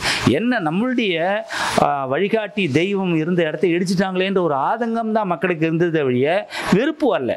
வெறுப்பு இந்த நிமிஷம் வரல யாரும் வெறுப்பை காட்டல, வெறுப்பு கக்கலை. அந்த ஒரு பண்பு நம்ம பாரத தேசத்துக்கு உண்டு. அதனால தான் நான் முன்னாடியே சொன்னேன், பாரத தேசம் உலகத்திற்கே வழிகாட்டக்கூடிய அளவுக்கு நம்மளை பக்குவப்படுத்திருக்கு. நம்முடைய சமுதாயமும் பண்பாடும் ராமர் காட்டிய வழியும் அவர் நடந்து சென்ற பாதையும் நமக்கு வழிகாட்டியிருக்கு. நான் அந்த பண்பை நமக்கு கொடுத்துருக்கு, எல்லாரையும் சமமா பாவைக்கு கூட பண்பு நமக்கு கொடுத்துருக்கு அப்படின்றது தான் ராமாயணத்தினுடைய தாற்பயமே. ராம அயனம் அப்படின்னு நம்ம ராம அயனம்னாக்க தட்சிணாயனம் உத்தராயணம் சொல்லும் இல்லையா. தட்சிணாயனம்னா சூரியன் தெற்கு நோக்கி பயணிக்கிறது, உத்தராயணம்னா வடக்கை நோக்கி பயணிக்கிறது. அதே மாதிரி இங்கே ராமாயணம்னா ராமர் பயணிக்கிறார். எதற்காக வேண்டி? தேசத்தின் நன்மைக்காக வேண்டியும் தேச நிர்மாணத்துக்கு ஆட்சிக்காக வேண்டியும் பயணிக்கிறாரு. கூடவே இந்த சீதை பிரச்சனை நமக்கு வந்துருச்சு. அங்கே ராவணன் தூக்கிட்டு போனார், அவரையும் தேடி போறார். அந்த போகக்கூடிய விஷயங்கள் தான் ராம அயனம் அப்படின்னு நம்ம படிக்கிறோம். ராமாயணம் அப்படின்னு நமக்கு வந்திருக்கு, அதுதான் நம்ம படிச்சுட்டு இருக்கோம். இப்போ அந்த ராமாயணம் வந்து நன்னறி ஊட்டுறதுக்காக வேண்டிதான். நம்மளுடைய பகவானுடைய அவதாரமே 10 அவதாரத்தில் ராமாவதாரமே மனிதன் எப்படி வாழ வேண்டும் அப்படின்றதுக்கு உதாரணமாக வாழ்ந்து காட்டிய அவதாரம் இது. ஸோ அந்த அவதாரத்தை நம்ம ஒவ்வொரு மனிதனும் பின்பற்ற வேண்டும் அப்படின்றது இந்த நேரத்தில் என்னுடைய கோரிக்கை. நல்ல ஒரு விஷயம் பாரத தேசத்தில் நடக்குது. அவர் பிறந்த இடத்துல அற்புதமான ஒரு கோயில் நிர்மாணமாகுது. அந்த கோவிலிருந்து எல்லாருக்கும் பொதுவானது, எந்த மதத்துக்கும் சொந்தமானது கிடையாது. எல்லா வாழ்க்கை முறைக்கு பொதுவான கோவில். வாழ்க்கை முறை வந்து எல்லாரும் நம்மளுடைய வாழ்க்கை முறையை கடைபிடிக்கிறது உயர்வுக்கும் நல்ல ஒரு பண்புக்கும் எடுத்துக்காட்டாக இருக்கும் அப்படின்றது தான் நம்மளுடைய பண்பாடு. அந்த பண்பாட்டை வாழ்ந்து காமிச்சவர் ராமர். அந்த பண்பாடை கொண்டாடுறதுக்காக வேண்டி ஒரு கோயில் வந்திருக்கு. எல்லா தரப்பு மக்களும் அந்த கோயிலுக்கு போயிட்டு ராமருடைய அனுகிரகத்தை பெற்று நல்ல ஒரு வாழ்க்கை, நல்ல நிம்மதியான, நேர்மையான, ஒழுக்கமான, தர்மமான, பக்தியான, பண்பாடான வாழ்க்கையை வாழ்ந்து அவருடைய திருவடியில் எல்லாரும் போய் சேரணும். அது எந்த மதமாக இருந்தாலும் அதை பற்றி பிரச்சனை கிடையாது. எல்லாருக்கும் நன்மையை ஒன்றே செய்யக்கூடிய மதம் நம்மளுடைய இந்து மதம். நன்மையை மட்டுமே காட்டினவர் ராமர், ஒழுக்கத்தை மட்டுமே காமிச்சவர் ராமர். அந்த பாகுபாடெல்லாம் உடைய குகனோடு ஐவரானோம்னார். குகனோட அந்த மாதிரி ஒரு உன்னத அங்கே வந்து ஜாதி பேதம் பார்க்கல, மதம் பார்க்கல, ஜாதி பார்க்கல. ஸோ எல்லாரும் தன்னோட இணைச்சிக்கிட்டு எல்லாரையும் தன்னுடைய நேர்மையான பாதையில் கூப்பிட்டு போனார். அந்த ஒரு உன்னதமான விஷயத்தை நம்மளுடைய வாழ்க்கையில் எல்லாரும் ஒன்றா இருந்து எல்லாரும் ஒத்துமையாக இருந்து இந்த தேசத்தினுடைய உயர்வுக்கு பாடுபடுறதுக்கு இந்த ஒரு அற்புதமான நாளில் நான் ஒரு வேண்டுதல் வைக்கிறேன் ராமருடைய பேரில். அப்போது எல்லா மதத்தவரும் இந்த கோயிலுக்கு போகலான்னு நீங்கள் சொல்கிறீங்களா ஐயா? தாராளமாக போகலாம். எந்த இதுவும் தடையும் இருக்க போகிறதில்ல. யார் வேணாலும் வேணாலும் போகலாம், வழிபடலாம், தாராளமாக போகலாம். சரியா. அப்புறம் என்னோட ஒரு கருத்து என்னன்னா, ராமரோட வாழ்க்கை நெறிகளை வந்துட்டு இப்போது 21st செஞ்சுரி மக்கள் வந்துட்டு ஃபாலோ பண்ணலாம் அப்படின்னு வந்துட்டு சொல்கிறாங்க. அதை பற்றி உங்களோட கருத்து என்ன, கொஞ்சம் தெளிவாக சொல்லுங்கள். ராமருடைய கருத்து அழிவில்லாத, அக்ஷயம் சொல்லுவோம், அழிவில்லாதது. அது வந்து எந்த செஞ்சுரிக்கும் வந்து இந்த செஞ்சுரியோட அந்த கருத்து முடிஞ்சு போச்சுன்னு சொல்கிறதுக்கு வாய்ப்பே கிடையாது. மனிதனுடைய வாழ்க்கை இருக்க வரலும், மனிதன் வந்து மனிதனாக பிறந்து வாழும் வரையிலும் அந்த கருத்துக்கள் ஏற்றுக்கொள்ளப்பட வேண்டியவை, கடைபிடிக்கப்பட வேண்டியவை. நம்ம நிச்சயமாக அதை வந்து நம்ம வாழ்க்கையில் வந்து கூடையே பயணிக்க வேண்டியவை தான் அப்படின்றது தான். அந்த செஞ்சுரிக்கு மட்டுமான கருத்து கிடையாது. மனிதனுடைய வாழ்க்கை இருக்க வரலும் அந்த கருத்தை வந்து கண்டிப்பாக கடைபிடிச்சே ஆக வேண்டிய கருத்து. தர்மம் இந்த ஒரு மாதம் தான் கடைபிடிப்பேன், அதுக்கு அடுத்த மாதம் தர்மம் கடைபிடிக்க மாட்டேன் அப்படின்னு சொல்ல முடியுமா? பண்பாடு ஒரு 3 மாதம் தான் கடைபிடிப்பேன், 4ஆம் மாதத்துலேருந்து கடைபிடிக்க மாட்டேன் அப்படின்னு சொல்ல முடியுமா? வாழ்நாள் முழுவதும் மனிதனாக பிறந்தவன் அந்த தர்மம், ஒழுக்கம், பண்பாடு, கலாச்சாரம், பக்தி, தேசபக்தி இதெல்லாம் கொண்டாடியே தீரணும். அப்போ தான் அவன் வந்து ஒரு முழுமையான மனிதனாக முடியும். இல்லைன்னா அவன் முழுமையான மனிதனாக இருக்க முடியாது. ஒரு தராசு இருக்குது, நல்ல படிப்பு நிறைய இருக்குது, நிறைய படிச்சிருக்கான், என்னென்ன ஒரு 5 லைன் எழுதுகிற அளவுக்கு படிச்சுட்டான். ஒரு தராசனுடைய வெயிட்டு. இன்னொரு சைடில் ஒழுக்கம், தர்மம், அது ஒன்றுமே இல்லைனாக்கா அந்த படிப்பு மட்டுமே என்ன பிரயோஜனம்? அதனால் எந்த பலனும் கிடையாது. ரெண்டுமே ஈவனாக இருக்கணும். ஒழுக்கமும் இருக்கணும், தர்ம நெறியும் இருக்கணும், வாழ்க்கை முறையும் முறையாக வாழணும். ஒருவனுக்கு ஒருத்தின்னு வாழ்ந்து காமிச்சாரு, அதுதான் தர்மம், நம்மளுடைய கலாச்சாரம். அது வந்து எந்த செஞ்சுரிக்கும் ஒத்து வரும். அதை கடைபிடிச்சாதான் அவன் மனிதனாக வாழ முடியும். இல்லைன்னா மனித வாழ்க்கைக்கும் மிருக வாழ்க்கைக்கும் வித்தியாசம் இல்லாத ஒரு சூழ்நிலை உருவாகும். அதை நோக்கி நம்ம பயணிக்க கூடாது அப்படின்றது என்னுடைய வேண்டுகோள், என்னுடைய ஆதங்கம். இன்னைக்கு மக்கள் வந்து கண்டதே காட்சி கொண்டதே கோலம்ன்ற முறையில் போயிட்டு இருக்காங்க. அந்த மாதிரி போகக்கூடாது. ராமருடைய வாழ்க்கை பாதையை அடியொற்றி நாம் பயணிக்க வேண்டும் அப்படின்றது தான் என்னுடைய வேண்டுகோள். என்னுடைய அவர் காட்டிய வழிக்கு உண்டான அர்த்தம் அதுதான். கும்பாபிஷேகத்தை இவ்வளோ பெரிய திருவிழாவை வந்துட்டு நடத்துகிறாங்க, அதை பற்றி உங்கள் கருத்து? ஏன்னா நார்த் இந்தியாவிலலாம் கிட்டத்தட்ட ஒரு 20 ஸ்டேட்ஸுக்கு மேலே வந்துட்டு லீவ் விட்ருக்காங்க. இங்கே தமிழ்நாடும் பொது விடுமுறை உள்ளாமா என்னன்னு வந்துட்டு யோசிச்சுக்கிட்டு இருக்காங்க. சென்ட்ரல் கவர்மெண்ட் ஜாப்ஸ் எல்லாம் வந்துட்டு ஹாஃப் டே லீவ் விட்ருக்காங்க. அதை பற்றி உங்களோட ஒப்பீனியன்? இந்த கேள்விக்கு ஒரு இன்னொரு வித்தியாசமான ஒரு ஆங்கிளில் நான் சொல்கிறேன். பாரத தேசம் மட்டும் இல்லாமல் உலகின் பல நாடுகள் இதை வந்து திருவிழாவாக கொண்டாடிருக்கு. குறிப்பாக சொல்ல போனாக்க அரேபியன் கண்ட்ரிஸ், முஸ்லீம் கண்ட்ரிஸை இந்த திருவிழாவாக கொண்டாடிட்டு இருக்கு. ராம பஜன்ஸ் பாடிட்டு இருக்காங்க அங்கே உட்காந்து லேடிஸ்லாம். ராமர் கும்பாபிஷேகத்தை கொண்டாடிட்டு இருக்காங்க. அப்படி இருக்கும்போது அப்பேற்பட்ட ஒரு உன்னதமான ஒரு தெய்வம், அவர் எல்லாருக்குமான தெய்வம். அப்படி இருக்கும்போது நம்ம பாரத தேசத்தில் சில ஸ்டேட்ல வந்து பாரத தேசம் முழுவதுமே லீவ் விட்டுருக்கணும். அந்த நாளையை வந்து திருநாளாக கொண்டாடணும். ராமர் வந்து மீண்டு எழுந்து தன்னுடைய இடத்த வந்து போயிட்டு உட்கார்றனால தேசம் முழுவதும் ஒவ்வொருத்தரும் கொண்டாடணும் அப்படின்றத என்னுடைய எதிர்பார்ப்பு, என்னுடைய வேண்டுகோள். அது நடந்தால் இன்னும் நல்லா இருக்கும்ன்றது என்னுடைய ஆதங்கம். இதில் வந்து என் ஸ்டேட்டில் நான் லீவ் விட மாட்டேன், அங்கே லீவ் விட மாட்டேன்னு சொல்கிறது வந்து எனக்கு உடன்பாடு கிடையாது. ஒட்டுமொத்த காஷ்மீர் முதல் கன்னியாகுமரி உள்ள அனைத்து மாநிலங்களும் இந்த அற்புதமான விஷயத்துக்கு லீவ், ஒரு தன் வீட்டு திருநாளாக நினச்சி லீவ் விட்டு எல்லாரும் கொண்டாடணும் அப்படின்றத என்னுடைய கோரிக்கை, எதிர்பார்ப்பு. அப்புறம் அனைவரும் வந்துட்டு விரதம் விட்டு இதுக்கு வந்துட்டு செலிப்ரேட் பண்ணுறாங்க. அதுலயும் இப்போ சொல்லப்போனால் இன்னைக்கு நாளைக்கு 2 நாளும் வந்துட்டு மாமிச கடைகள்லாம் கூட வந்துட்டு மூடணும் அப்படின்னு வந்துட்டு சொல்லிக்கிட்டு இருக்காங்க. அதை பற்றி உங்கள் கருத்து? அதாவது நம்ம சாதாரண ஒரு மனுஷன் காந்தி ஜெயந்தின்னு நம்ம சொல்கிறோம், மகாவீர் ஜெயந்தின்னு சொல்கிறோம். அவங்கெல்லாம் வந்து அவதாரம் கிடையாது. மனுஷன் வாழ்க்கையில் வந்து ஒரு உன்னதமான வாழ்க்கை நிறைய காமிச்சிட்டு போனாங்க, வாழ்ந்து காமிச்சவங்க, சத்தியமாக வாழணும் அப்படின்றதெல்லாம் சொன்னவர் காந்தி. அவர் சாதாரணமான மனிதர்கள் தான், அவங்க உயர்வானவர்கள், அதில் மாற்றுக்கிறது கிடையாது. தேசத்துக்கு வழிகாட்டி தான் அவங்களும். அவங்களுடைய ஜெயந்திக்கு லீவ் விட்டுறோம். நம்ம மகாவீர் ஜெயந்திக்கு நம்ம மாமிச கடையெல்லாம் மூடணும்னு சொல்கிறோம். அதே மாதிரி காந்தி ஜெயந்திக்கு மூடணும்னு சொல்கிறோம். இவங்களுக்கெல்லாம் சேர்த்து தான் அவர் வாழ்நாள் பூரா காந்தி வந்து ராம்னே சொன்னவர். சாகும்போது கூட ராம் தான் சொல்லிட்டு செத்தார் காந்தி. ஹே ராம் அப்படின்னு சொல்லிட்டு தான் செத்தார். ஸோ அவரே வந்து ஒரு கடவுளாக ஏற்றுட்டு கொண்டாடினவர் வந்து ராமர். அப்படி இருக்கும்போது அவருடைய ஒரு திருநாளுக்கு அவர் வந்து திரும்பி அவருடைய பிறந்த இடத்துல போய் உட்கார ஒரு அமோகமான நாளில் மாமிச கடை மூடுறது ஒன்றும் தப்பு இல்லையே, வேப்பு இல்லையே, அது ஒன்றும் வேப்பு இல்லையே, தாராளமாக செய்யலாம். அவங்களே மனமும் வந்து மூடணும். இதை வந்து என்னுடைய கோரிக்கை என்னன்னாக்க, என்னென்னலாம் அவருக்கு பிடிக்குமோ அதெல்லாம் அவங்கவுங்களா அந்த மதம் ஜாதி இனம் எல்லாம் பார்க்காம அவங்கவுங்களா முன் வந்து ஆனந்தமாக உத்வேகமாக சந்தோஷமாக அப்படியே குதூகலமாக அந்த விஷயங்களை செய்யணும் அப்படின்றதான் என்னுடைய எதிர்பார்ப்பு. இது வந்து கட்டளை போட்டு லீவு அப்படின்னு கட்டளை போட்டு இது பண்ணக்கூடாது அப்படின்னு ஒரு அதிகாரம் பண்ணி பண்ணுற விஷயம் கிடையாது. ஆத்மார்த்தமாக பண்ணுற விஷயம். அவங்கவுங்களுடைய உள்ளார்ந்த அன்பின் வெளிப்பாடாக இது இருக்கணும் அப்படின்றது என்னுடைய கோரிக்கை. கும்பாபிஷேகத்துக்கு எல்லா ஸ்டேட்லேருந்தும் திங்ஸ் எல்லாம் வந்துட்டு நிறையா கொடுக்குறாங்க கோயிலுக்குன்ட்டு. அது பற்றி உங்களோட இது? அற்புதமான கேள்வி. பாரதத்தினுடைய மகுடம் அப்படின்னு நம்ம சொல்லுவோம் காஷ்மீர். அந்த காஷ்மீர் வந்து தீவிரவாதிகளுடைய அட்டகாசம் பெருக்கெடுத்து இந்த மாநிலமே நம்ம கைவிட்டு போக வேண்டிய ஒரு சூழ்நிலையிலிருந்து இன்னைக்கு வந்து அந்த மக்களுடைய உணர்வை புரிஞ்சுக்கிட்டு இந்த ஆர்டிகல் 370 நீக்கினதுக்கு அப்புறம் நம்மளுடைய மாநிலத்தில் இந்தியாவோட இணைஞ்சு அற்புதமாக செயல்பட்டு இருக்கு. இன்னைக்கு அந்த இடத்துல ஒரு பகுதியில் ஒரு குறிப்பிட்ட பகுதியில் கொடியேற்ற முடியாது, மூவர்ண கொடியேற்ற முடியாது. அந்த இடத்துல இன்னைக்கு ராமர் படம் 100 அடி ஹைட்டில் வச்சிருக்காங்க. அப்பேற்பட்ட ஒரு மாற்றம் அந்த அவங்க மக்கள் மனநிலையில் வந்திருக்கு.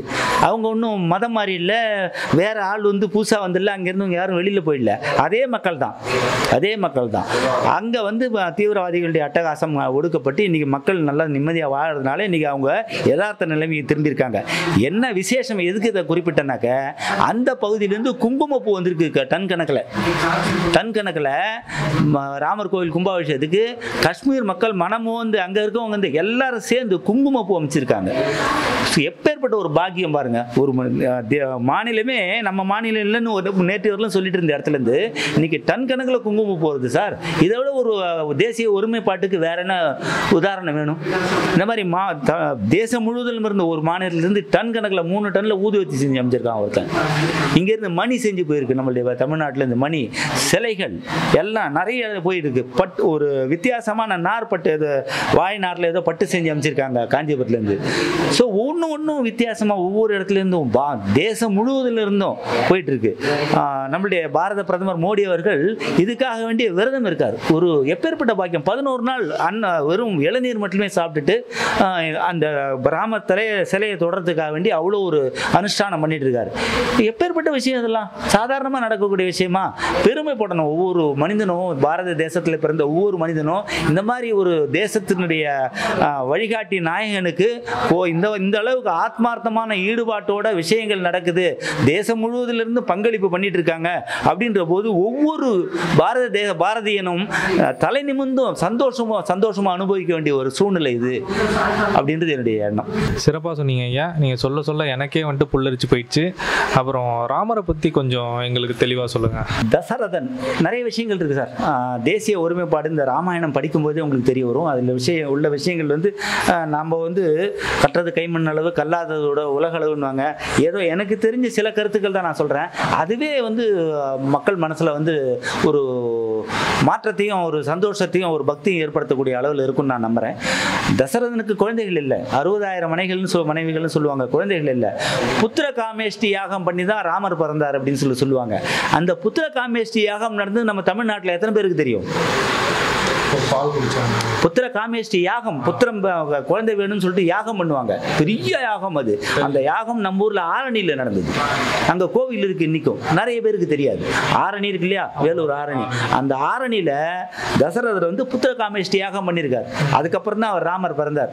ஸோ ஒரு யாகம் வளர்த்து தெய்வமே வந்து அவருக்கு வந்து அனுகிரகம் பண்ணி அவதாரமா பிறந்திருக்காரு. ராமர் வந்து கடவுளே வந்து தசரதன் வயத்துல வந்து அந்த யாகத்தினுடைய பலனா அவதரிச்சிருக்காரு, மனுஸ்வரூபம் எடுத்து வந்திருக்காரு. அதனால தான் அவர் வந்து நம்ம தெய்வமாக கொண்டாடுறோம், ராமரை தெய்வமாக கொண்டாடுறோம். அவர் அந்த தர்மம் நிலைக்கணும், தர்மம் ஜெயிக்கணும் அப்படின்றதுக்கு, தர்மத்தை காக்கிறதுக்காக வேண்டிய அவதாரம் எடுத்தவர் ராமர். இந்த பூ உலகத்தில் மனிதனாக பிறந்த அவதாரங்கள் 2, ஒன்று கிருஷ்ண அவதாரம், ஒன்று ராம அவதாரம். இது 2 தான் மெயினாக கொண்டாடுறோம். கிருஷ்ண அவதாரம் சம்மந்தப்பட்டது மகாபாரதம் ஆல்ரெடி தெரியும். அதில் வந்து தான் அர்ஜுனனுக்கு உபதேசம் பண்ணது பகவத்கீதை.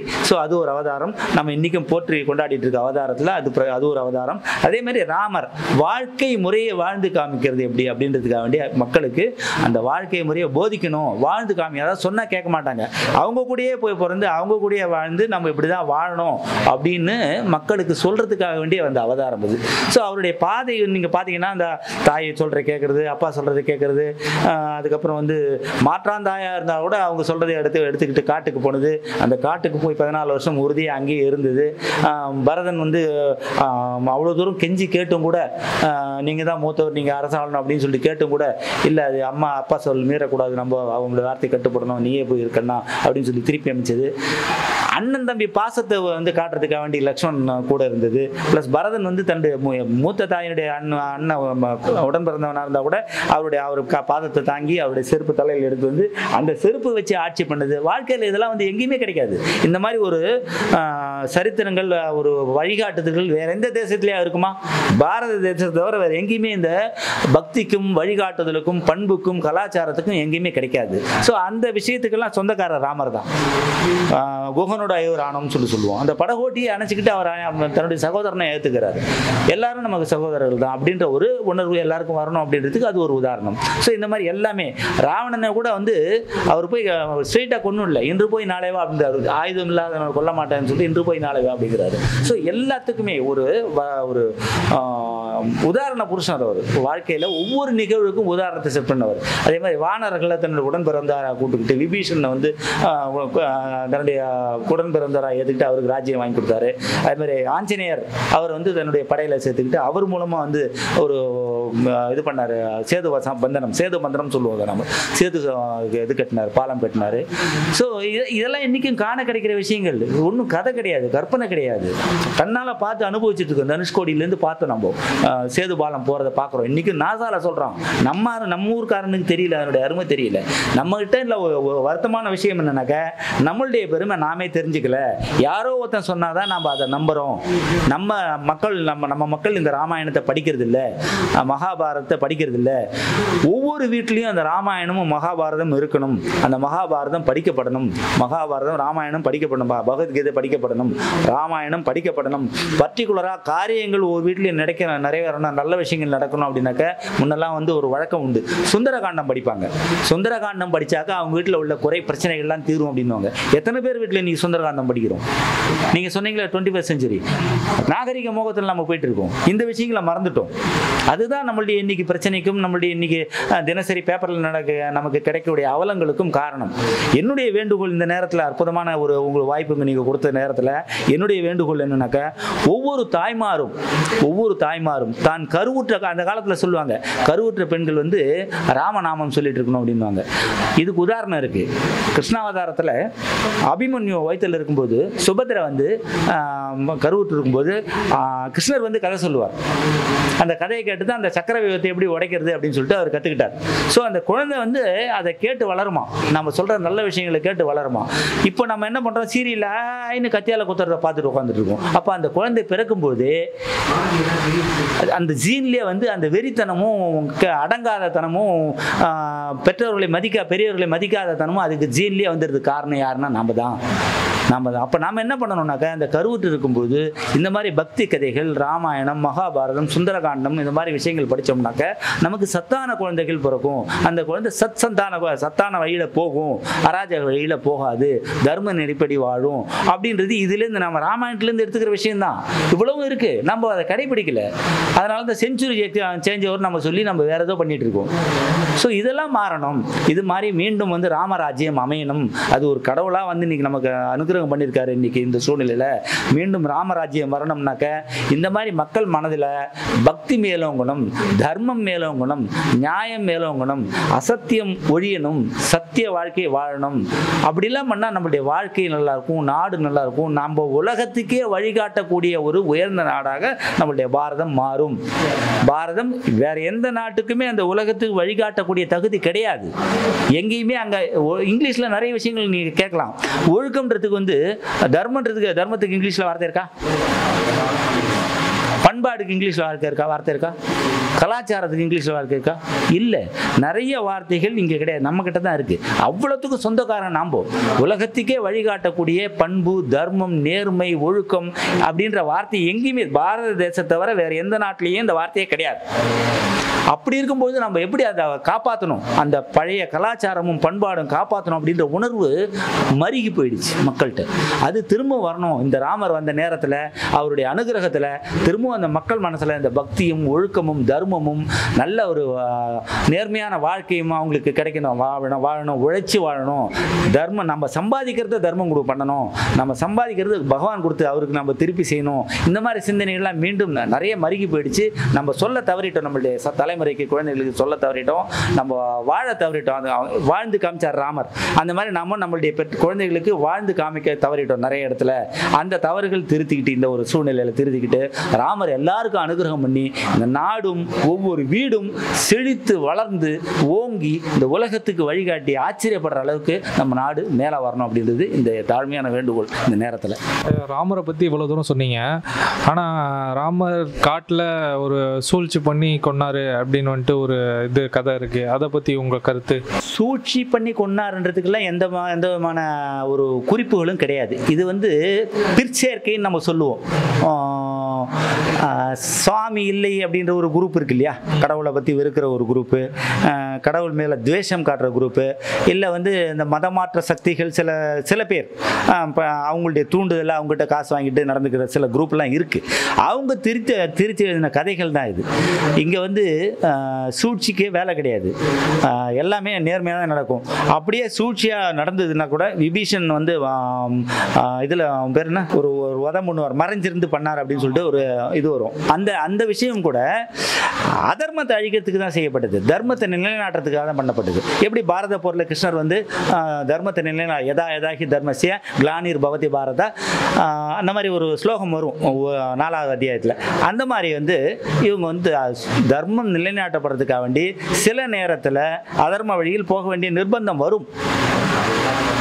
அது வந்து தர்மத்தை நிலைநாட்டுவதற்காக எடுத்த முயற்சியாகத்தான் பார்க்க வேண்டியமே தவிர அதை நம்ம சூழ்ச்சின்ற கண்ணோட்டத்தில் பார்க்கக்கூடாது. தர்மம் ஜெயிக்கணும், தர்மம் நிலைநாட்டப்படணும், தர்மம் வாழணும், தர்மம் உலகத்துக்கு பறைசாற்றப்படணும். அதுக்காக வேண்டி நடக்கும் வழிய சூழ்ச்சின்ற வார்த்தைக்கு இங்கே இடம் கிடையாது. பிளான் போட்டு கொள்றதெல்லாம் கிடையாது, பிளான் போட்டு பண்ணுறதெல்லாம் கிடையாது. தர்மத்துக்காக வேண்டி அவர் பாடுபடுவார், அவ்வளோதான். இங்கே எந்த சூழ்ச்சியும் ஒளிவு மறைவும் அங்கே கிடையாது. அவருடைய வாழ்க்கை திறந்த புத்தகம் தான் நமக்கு. அப்புறம் அந்த 500 வருஷம் போராட்டம் சொல்கிறாங்கல்ல, அதை பற்றி 1826 ஆரம்பித்த இந்த போராட்டம் நடுவில் வந்து தீவிரமடைஞ்சது. எப்படி வந்ததுனாக்க, முதல்ல அந்த ஸ்ட்ரக்சர் வந்து நம்ம கோயில் இடிச்சுட்டு அந்த இடத்துல மசூதி கட்ட ஆரம்பித்தாங்க. கட்ட ஆரம்பித்தோடனே நம்ம போராடினோடனே அந்த பாதியில் நின்று போச்சு. அதுக்கப்புறம் அங்கே தொழுகையும் நடைபெறலை, அது முடிக்கவும் படலை.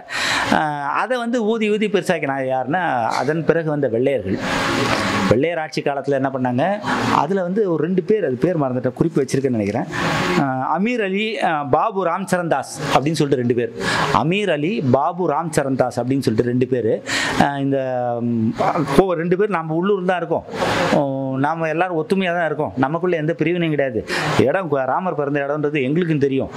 நாங்கள் விதிவசத்தால் நாங்கள் மதம் மாறி முஸ்லீமாக மாறிட்டோம். நமக்குள்ள அண்ணன் தம்பி சண்டை வேண்டாம், நீங்களே கோயில் எடுத்துக்கோங்க, அந்த இடத்துல ராமர் கோயில் கட்டிக்கங்க அப்படின்னு சொல்லிட்டு இவங்க 2 பேரும் ஒப்பந்தம் போட்டாங்க. அந்த அமீர் அலியும் ராம்சரண் தாஸ் அப்படின்ட்டு ஒப்பந்தம் போட்டு அதை செயல்படுத்தக்கூடிய நேரத்தில் தான் அந்த வெள்ளையர்கள் வந்து நம்ம ஆட்சியை உள்ளே வந்தாங்க. உள்ளே வந்த உடனே அவங்க என்ன பண்ணாங்க, இந்த பிரச்சனையை முடிச்சுட்டாங்கனாக்கா நம்ம பாரத தேசத்தில் நம்மளால காலம் தள்ள முடியாது, நம்மளை வெளியில் தடுத்துருவாங்க அப்படின்னு அவங்களுக்கு தெரிஞ்சு போச்சு. இவங்கள ஒத்துமை ஆகிட்டாங்க. நம்ம ஊர் 2 பட்டா தானே கூத்தாடிக்கு கொண்டாட்டோம், அதனால் இவங்களை பிரிச்சே வைக்கணும், இவங்களை ஒன்று சேர விடக்கூடாது, பிரித்தாளும் சூழ்ச்சி அப்படின்னு நம்ம சொல்லுவோம். அதை பிரிச்சே வைக்கணும்னு சொல்லிட்டு என்ன பண்ணாங்க, இவங்க உங்களுக்கு யார் அந்த பவர் கொடுத்தாங்க இந்த மாதிரி ஒப்பந்தம் போடுறதுக்கு அப்படின்னு சொல்லிட்டு அவங்க 2 பேரையும் வழக்கு தொடுத்து ஆங்கிலேய கோர்ட்டில் வந்து தூக்கு தண்டனை கொடுத்துட்டாங்க. 2 பேரையும் புளிய மரத்தில் தூக்கில் போட்டாங்க, புதுவெளியில் புளிய மரத்தில் தூக்கு போட்டாங்க. அந்த புளிய மரம் தெய்வம் ஆயிடுச்சு. மக்கள்லாம் அதுக்கப்புறம் அந்த புளிய மரத்தை கொண்டாட ஆரம்பிச்சாங்க. அதுக்கப்புறம் அதுக்கப்புறம் சர்மாவா ஒருத்தர், அவர் பேர் கூட மறந்து போச்சு எனக்கு, சுக்லா அப்படின்றவர் என்ன பண்ணாரு, அந்த இடத்துல ஒரு நினைவிடம் கட்டணும் அப்படின்னு சொல்லிட்டு ஒரு முயற்சி பண்ணார். அந்த இருவரும் செத்த இடத்துல தேசத்தினுடைய உயர்வுக்காக வேண்டி பாடுபட்டவங்க அப்படின்னு சொல்லிட்டு அந்த இடத்துல நினைவிடம் கட்டணும்னு சொல்லிட்டு முயற்சி பண்ணார். அந்த சுக்லாவையும் அதே புளிய மரத்தில் தூக்கில் போட்டாங்க வெள்ளையர்கள். அதே மரத்தில் தூக்கு போட்டதோடு இல்லாமல் இந்த மரம் இருந்தால் தானே இந்த பிரச்சனை வருது, அதனால் மரத்தையே வெட்டு அப்படி மரத்தை வெட்டிட்டாங்க. ஸோ இந்த மாதிரி பாரத தேசத்தில் மற்ற எல்லா மதங்களும் ஒருங்கிணைஞ்சு வாழ முடியாத ஒரு சூழ்நிலையை உருவாக்கினது எல்லாருக்குமே பங்குண்டு. பாபருக்கும் பங்குண்டு, அதன் பிறகு வந்த வெள்ளையர்களுக்கும் பங்குண்டு. ஏன்னா அவங்க வந்து இங்கே இருக்க வளங்களை கொள்ளையடிச்சிட்டு போகிறதுக்கு இவங்க ஒத்துமை ஆகிட்டாங்கன்னா அது முடியாமல் போயிடும். அதனால் வேண்டி அவங்க வந்து நம்மளை பிரிச்சே வச்சுட்டு இருந்தாங்க.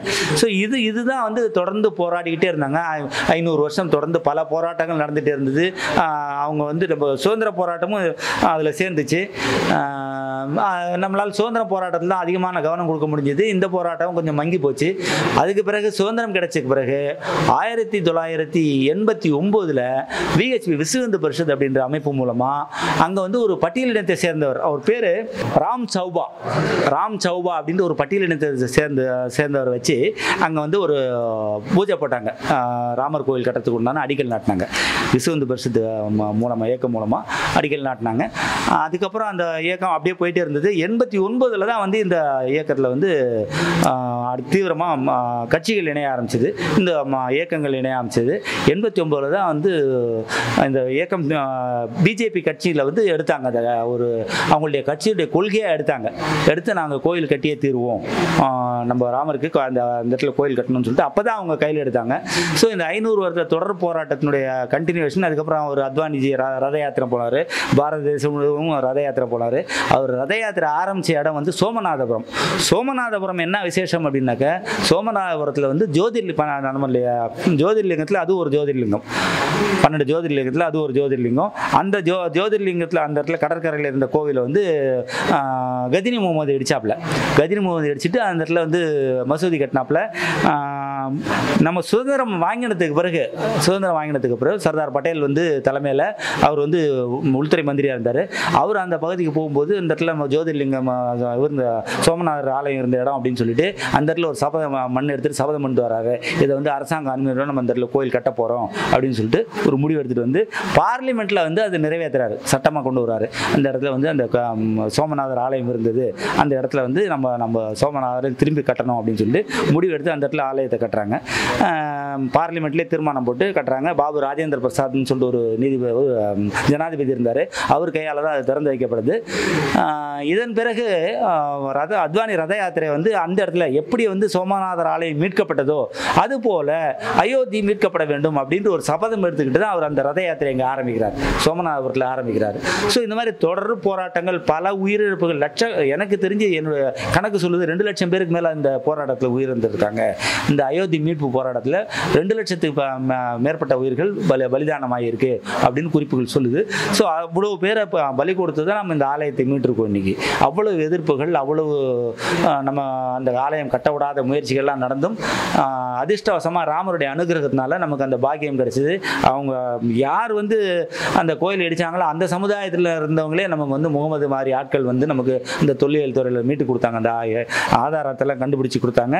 அந்த சமுதாயத்தை சேர்ந்த நீதிபதி அந்த இடத்துல கோயில் இருக்குன்னு ஒத்துக்க வேண்டிய ஒரு சூழ்நிலை அந்த ஒரு நிலைமையில தான் வந்தது. அந்த ஆதாரங்களை பார்த்ததுக்கு பிறகு தான் வந்தது. ஒருமித்த கருத்து யாரும் மாறுபடலை. 5 நீதிபதிகளும் ஒருமித்த கருத்து சொன்னாங்க, யாருமே கருத்தை மாற்றி சொல்லலை. 5 நீதிபதிகளுமே ஒருமித்த கருத்தை அந்த இடத்துல கோயில் இருந்தது அப்படின்றது ஒத்துக்கிட்டு தீர்ப்பு கொடுத்துருக்காங்க. ரொம்ப அற்புதமான ஒரு நிகழ்வு அது. அதுக்கப்புறம் நடந்தது 92 வந்து இவங்க அந்த டூம் இடிச்சாங்க நடுவில். அந்த இடத்துல வந்து இந்த ஸ்ட்ரக்சர் வந்து வழிபாடு இல்லை, அதை இடிக்கணும் அப்படின்னு சொல்லி அது பல வழக்குகள் நடந்தது. அதில் தான் வழக்கே ஸ்டார்ட் ஆச்சு. 92 டிசம்பர் 5ஆம் தேதி இடிச்சதுல தான் இந்த வழக்கே ஸ்டார்ட் ஆச்சு. அத்வானி மேலே, அசோக் சிங்கால் மேலே, இன்னும் பல பேர் மேலே வழக்கு தொடரப்பட்டு அந்த வழக்குடைய கண்டினியூஷன் தான் அவன் வந்து சுப்ரீம் கோர்ட்டில் வரலும் போய் அதில் தான் வந்து கிட்டத்தட்ட 8000 பக்கத்துக்கு மேற்பட்ட ஒரு அறிக்கை, அது தீர்ப்பு படிக்கிறதுக்கே பல மாதங்கள் ஆகும். அப்பேற்பட்ட ஒரு தீர்ப்பு. அந்த வழக்கில் வந்து இன்னொரு பெருமை சேர்க்கிற விஷயம் என்னன்னாக்க, நம்மளுடைய தமிழ்நாட்டை சேர்ந்த வழக்கறிஞர் பராசரன் 96 வயதானவர், தமிழ்நாட்டை சேர்ந்த வழக்கறிஞர் தான் அந்த வந்து அங்கே வழக்காடி தீர்ப்பு வாங்கி கொடுத்தவர் நமக்கு சாதகமாக.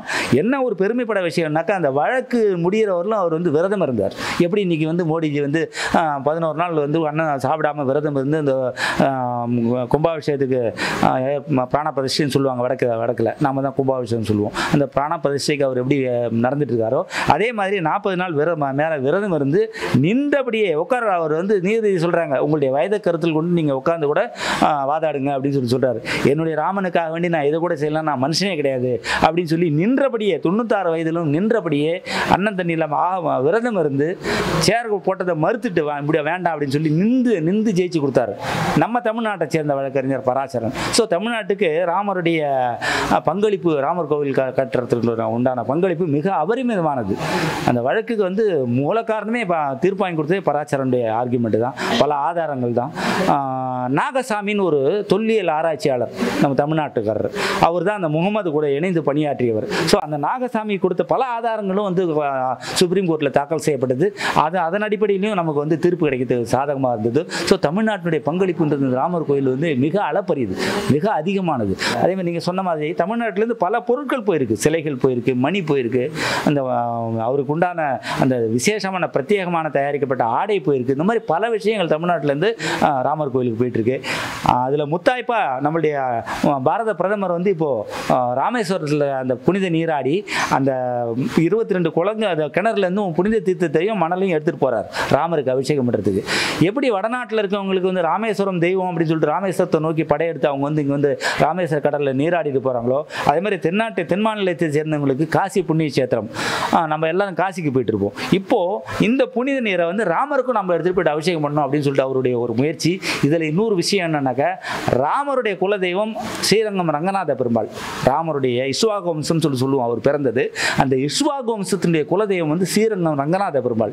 அந்த ரங்கநாத பெருமாள் வந்து ராமர் பிரதிஷ்டைக்கு முன்னாடி, பிராண பிரதிஷ்டைக்கு முன்னாடி அவர்கிட்ட போயிட்டு ஒப்புதல் வாங்கினா, அவரை வணங்கிட்டு அவருடைய அனுமதியோட செய்யணுன்றதுக்காக வேண்டி பிரதமர் அங்கே போனார். அதே மாதிரி குருவாயூர்லேயும் அந்த தொடர்பு இருக்குது.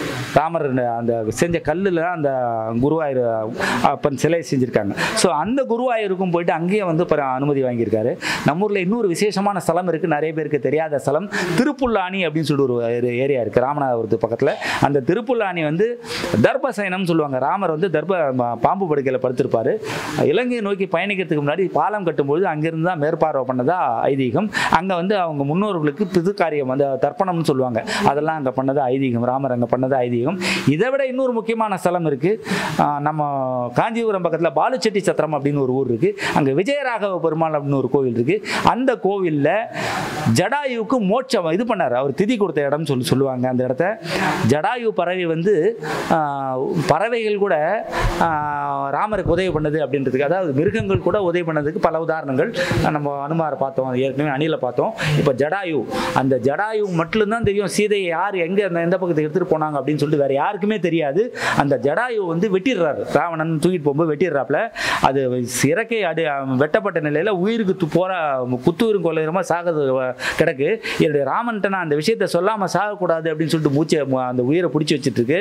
அந்த ராமர் அந்த வழியாக வரும்போது ராமரை பார்த்துட்டு அவர் மடியிலேயே உயிர் விடுது விஷயத்தை சொல்லிட்டு, இந்த மாதிரி இலங்கைக்கு கடத்திட்டு போயிருக்காங்க உங்களுடைய மனைவி அப்படின்னு சொல்லிட்டு உயிர் விட்டுருது அவர் மடியிலேயே. அப்போ வந்து ராமர் வந்து அந்த ஜடாயு பறவைக்கு வந்து இறுதி சடங்கு அங்கே தான் பண்ணுறாரு, நம்ம பாலுச்செட்டி சத்திரம் காஞ்சிபுரம் பக்கத்தில். ஸோ அது வந்து அப்பேற்பட்ட ஒரு ஸ்தலம். இந்த மாதிரி பல ஸ்தலங்கள் வந்து ஒவ்வொரு இடத்துலையும் இருக்குது. லே பக்ஷின்னு சொல்லிட்டு கூட ஒன்று சொல்லுவாங்க ஆந்திராவில், இதே மாதிரி ஒரு சம்பவம் நடந்ததா சொல்லுவாங்க. அந்த இடத்துலையும் அந்த ஜடாயுக்கு ஒரு கோயில் கட்டியிருக்காங்க. நிறைய இந்த மாதிரி ராமர் கால் பதிந்த தடங்கள் நிறைய இடத்துல இருக்குது. நிறைய அந்த ராமர் பாதம் இருக்கு இல்லையா, ராமர் பாதம் தமிழ்நாட்டில் நிறைய இடத்துல இருக்குது. சின்ன சின்ன எங்கள் ஊர் வந்து திருவண்ணாமலை மாவட்டம் மணலூர் அப்படின்னு சொல்லிட்டு ஒரு சின்ன கிராமம். அந்த மணலூரில் இருக்க கிராமத்தில் ராமர் பாதம் இருக்குது.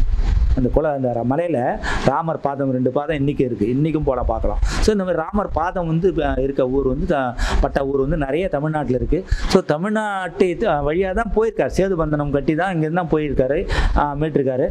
மீட்டுட்டு வந்து அந்த பட்டாபிஷேகத்துக்கு போக முடியாது, அந்த அயோத்திக்கு போகிறதுக்குள்ள டைம் ஆயிடுச்சுன்னு சொல்லிட்டு ராமேஸ்வரத்தில் வந்து பூஜை பண்ணணும் அப்படின்னு சொல்லிட்டு ஏற்பாடாகுது. ராமேஸ்வரத்தில் பூஜை பண்ணணும்னு ஏற்பாடாகும்போது ஆஞ்சநேயரை வந்து சிவன் சிலை ஏற்றுனதுக்கு ஏற்பாடு பண்ணுறாங்க. அவர் எடுத்துகிட்டு வரதுக்கு காலதாமதம் ஆகும்போது நமக்கு அந்த நல்ல நேரம் முடிஞ்சிட போகுது அப்படின்னு ஒரு நிலைமை வந்தது. அப்போ வந்து பார்வதி சீதா பிராட்டி என்ன பண்ணுவாங்க, மணல்லையே வந்து இது பண்ணுவாங்க, லிங்கம் பண்ணி அர்ச்சனை பண்ணி முடிச்சிருவாங்க. அதுக்கு பிறகு தான் வந்து அனுமார் வந்து எடுத்துன்னு வர்றாரு அந்த சிவலிங்கத்தை. அதுக்கப்புறம் என்ன பண்ணுறாங்க, அந்த சிவலிங்கத்தை கோவம் வந்துடுது அனுமார், நான் வரத்துக்குள்ளே முடிச்சிட்டிங்களே அப்படின்னு. நீ கோவப்படாத, எப்போ இந்த ஒன்றை சிலை தான் எங்கள் கர்ப்பகிரகத்தில் மெயினாக இருக்கும், இந்த சிலை வந்து பக்கத்தில் வைக்க போகிறோம் அப்படின்னு சொல்லிட்டு அந்த சீதா பிராட்டி பூஜை பண்ண சிலை இன்றைக்கும் மணல் சிற்பம் அங்கே இருக்குது, அபிஷேகம் கிடையாது அதுக்கு. ஸோ இந்த மாதிரி பல விஷயங்கள் நம்ம தமிழ்நாட்டிலே நடந்திருக்கு, ராமர் சம்பந்தப்பட்ட விஷயங்கள் பல விஷயங்கள் நடந்திருக்கு. இதெல்லாம் வந்து நம்மளுடைய குழந்தைகளுக்கும் நம்முடைய வருங்கால சந்ததிகளுக்கும் நம்ம எடுத்து சொல்லணும். தர்மத்தை நிலைநாட்டும், தர்ம வழியில் அவங்கள வாழறதுக்கு தூண்டணும், நல்ல விஷயங்களை சொல்லிக் கொடுக்கணும். ராமர் ஒரு நாளும் ஒவ்வொரு இதுக்கு படிப்பினை நமக்கு கிடைக்கும். ஒரு புத்தகத்தை ராமாயணம் படிக்கும்போது தேரை மேலே வில்லு ஊனிடுவார். ஒரு இடத்துல ஒரு தரையில் இருக்கும், வில்லு ஊனிட்டு நிற்கும் போது அந்த தேரையினுடைய அந்த வில்லுடைய அடிப்பகுதி தேரை மேலே உட்காந்துரும். அது வந்து அந்த வலியை தாங்கிட்டு இருக்கும். கொஞ்ச நேரம் கழிச்சு அந்த பார்க்கும்போது அந்த தேரை பார்த்தோன்னு ஒரு துடிச்சு போயிடுவார் அந்த எடுப்பார். ஏப்பா இந்த மாதிரி வில்லு அழுத்துட்டு ஒரு குரல் கொடுக்கக்கூடாதா அப்படின்னு சொல்லிட்டு அந்த தேரைக்கிட்ட கேட்பாரு. அது சொல்லும், நான் வந்து எனக்கு ஒரு கஷ்டம் வரும்போது ராமா அப்படின்னு ஒன்று தான் நான் கூப்பிடுவேன், ஒன்னாலே எனக்கு ஒரு கஷ்டம் வரும்போது நான் வேறு யாரை கூப்பிட முடியும், நான் அதனால தான் நான் அவன் பேரை சொல்லி கூப்பிடலை அப்படின்னு சொல்லுமா. ஸோ இந்த மாதிரி ஒரு விஷயமும் அந்த ராமாயணத்தில் கொட்டி கிடக்கு. நம்ம படிக்காத நம்மளுடைய வாழ்க்கையில் நிறைய இழந்துட்டோம். அதனால் தலைமுறைகள் மாற்றங்கள், நீங்கள் சொன்ன மாதிரி தலைமுறை மாற்றங்கள் வந்திருக்கு. அந்த தலைமுறை மாற்றம் வந்து அறிவை மட்டுமே கொடுத்துருக்க வழிய ஒழுக்கத்தையும் தர்மத்தையும் வாழ்க்கை முறையும் கொடுக்கல. அதனால தான் இன்றைக்கி கோர்ட்டுகளில் நிறைய விவாகரத்து வழக்குகளும் ரோட்டில் அடிதடி சண்டைகளும் சின்ன குழந்தைகளில் வந்து இந்த மாதிரி நிறைய விஷயங்கள் தப்பு பண்ணுறதுங்களும் நடக்கிறதுக்கு காரணம் அந்த ஒழுக்க நெறிமுறையை நம்ம கடைபிடிக்காததுனால, மறந்ததுனால, ராமாயணத்தினுடைய கொள்கைப்படி வாழாததுனால வந்த விளைவுகள் தான் இது. இதெல்லாம் மாறணும்னா ஒவ்வொருவரும் மீண்டும் அந்த ராமாயணத்தை படித்து அந்த குழந்தைய வயிற்றில் இருக்கும்போதே படிக்கணும். படிக்கும்போது அந்த குழந்தைக்கு அந்த ஜீன்லேயே போயிடும், அந்த ரத்தத்திலேயே வந்து அந்த ஒழுக்கமும் தர்மமும் போயிடும். இந்த முன்னோர்கள்லாம் அதான் சொல்லுவாங்க, ஒரு குச்சியோட கில்லாத அப்படின்வாங்க. அதான் தர்மத்துக்கு புறமான காரியங்கள் செய்யாத, நல்லா படி, ஆரோக்கியமான விஷயங்கள் படி, பக்தியான கதைகள் படி, அப்படியும் ஸ்லோகங்கள் சொல்லு வயிற்றில் குழந்தை இருக்கும்போது அப்படின்னு சொல்லுவாங்க. இதுக்கெல்லாம் காரணம் என்னன்னாக்கா, அந்த குழந்தைங்களுக்கு அந்த ஜீன்லேயே கோவிலுக்கு போகணும், பக்தியாக இருக்கணும், ஒழுக்கமாக இருக்கணும், நேர்மையாக இருக்கணும், இந்த அப்படின்ற ஒரு சிந்தனை குழந்தை அந்த கருவிலேயே வந்துடும் அப்படின்றதுக்கு தான் அந்த மாதிரி விஷயங்கள் சொன்னாங்க. அதெல்லாம் நம்ம மறந்து போய் இன்னைக்கு கண்ட விஷயங்கள், அந்த ஒருத்தன் வந்து 10 பேர் அடிக்கிற கதை, இந்த மாதிரி விஷயங்கள்லாம் நம்ம பார்க்குறோம். அது அப்போ அந்த குழந்தைகள் வந்து முரட்டத்தனமாக இருக்குது. குழந்தைங்களை நம்ம குறை சொல்ல முடியாது, நம்ம செஞ்ச தப்புனால வந்த வினை, கர்ம வினை தான் அது அப்படின்றத புரிஞ்சுக்கிட்டு இனி வருங்காலத்திலேயாவது இந்த ராமாயண மகாபாரத கதைகளை கருவில் இருக்கும்போது படித்து சத்தான குழந்தைகளை பெற்றெடுத்து, அந்த குழந்தைகள் பெற்றதுக்கு அப்புறமும் அதுங்களை கோயிலுக்கு கூப்பிட்டு வருது, அங்கே அந்த கதைகளை சொல்லி கொடுக்குறது, புத்தகங்களை வாங்கி கொடுக்குறது, அது சம்பந்தமான காட்சிகளை காமிக்கிறது, இந்த மாதிரி விஷயங்களை அந்த குழந்தைகளுக்கு காமிச்சு நல்ல ஒரு யோக்கியமான, நேர்மையான, ஒழுக்கமான குழந்தைகளாக வளர்ந்து ஒருவனுக்கு ஒருத்தி அப்படின்னு ராமர் எப்படி வாழ்ந்தாரோ அந்த மாதிரி வாழணும் அப்படின்ற சிந்தனை அது கூட்டணும். ஒரு நிமிஷத்துக்குள்ள ஒரு 3 மாசத்துல விவாகரத்துன்றான் இன்னைக்கு. காரணம் வாழ்க்கை முறையை அவன் கற்றுக்கல, நம்ம சொல்லிக் கொடுக்கல. ஸோ இதெல்லாம் நம்மளுடைய தவறுகள் தான். இந்த தவறுகள்லாம் திருத்தத்துக்கு உண்டான ஒரு அற்புதமான வாய்ப்பாக அந்த ராமர் கோயில் நமக்கு திரும்பி வந்திருக்கு.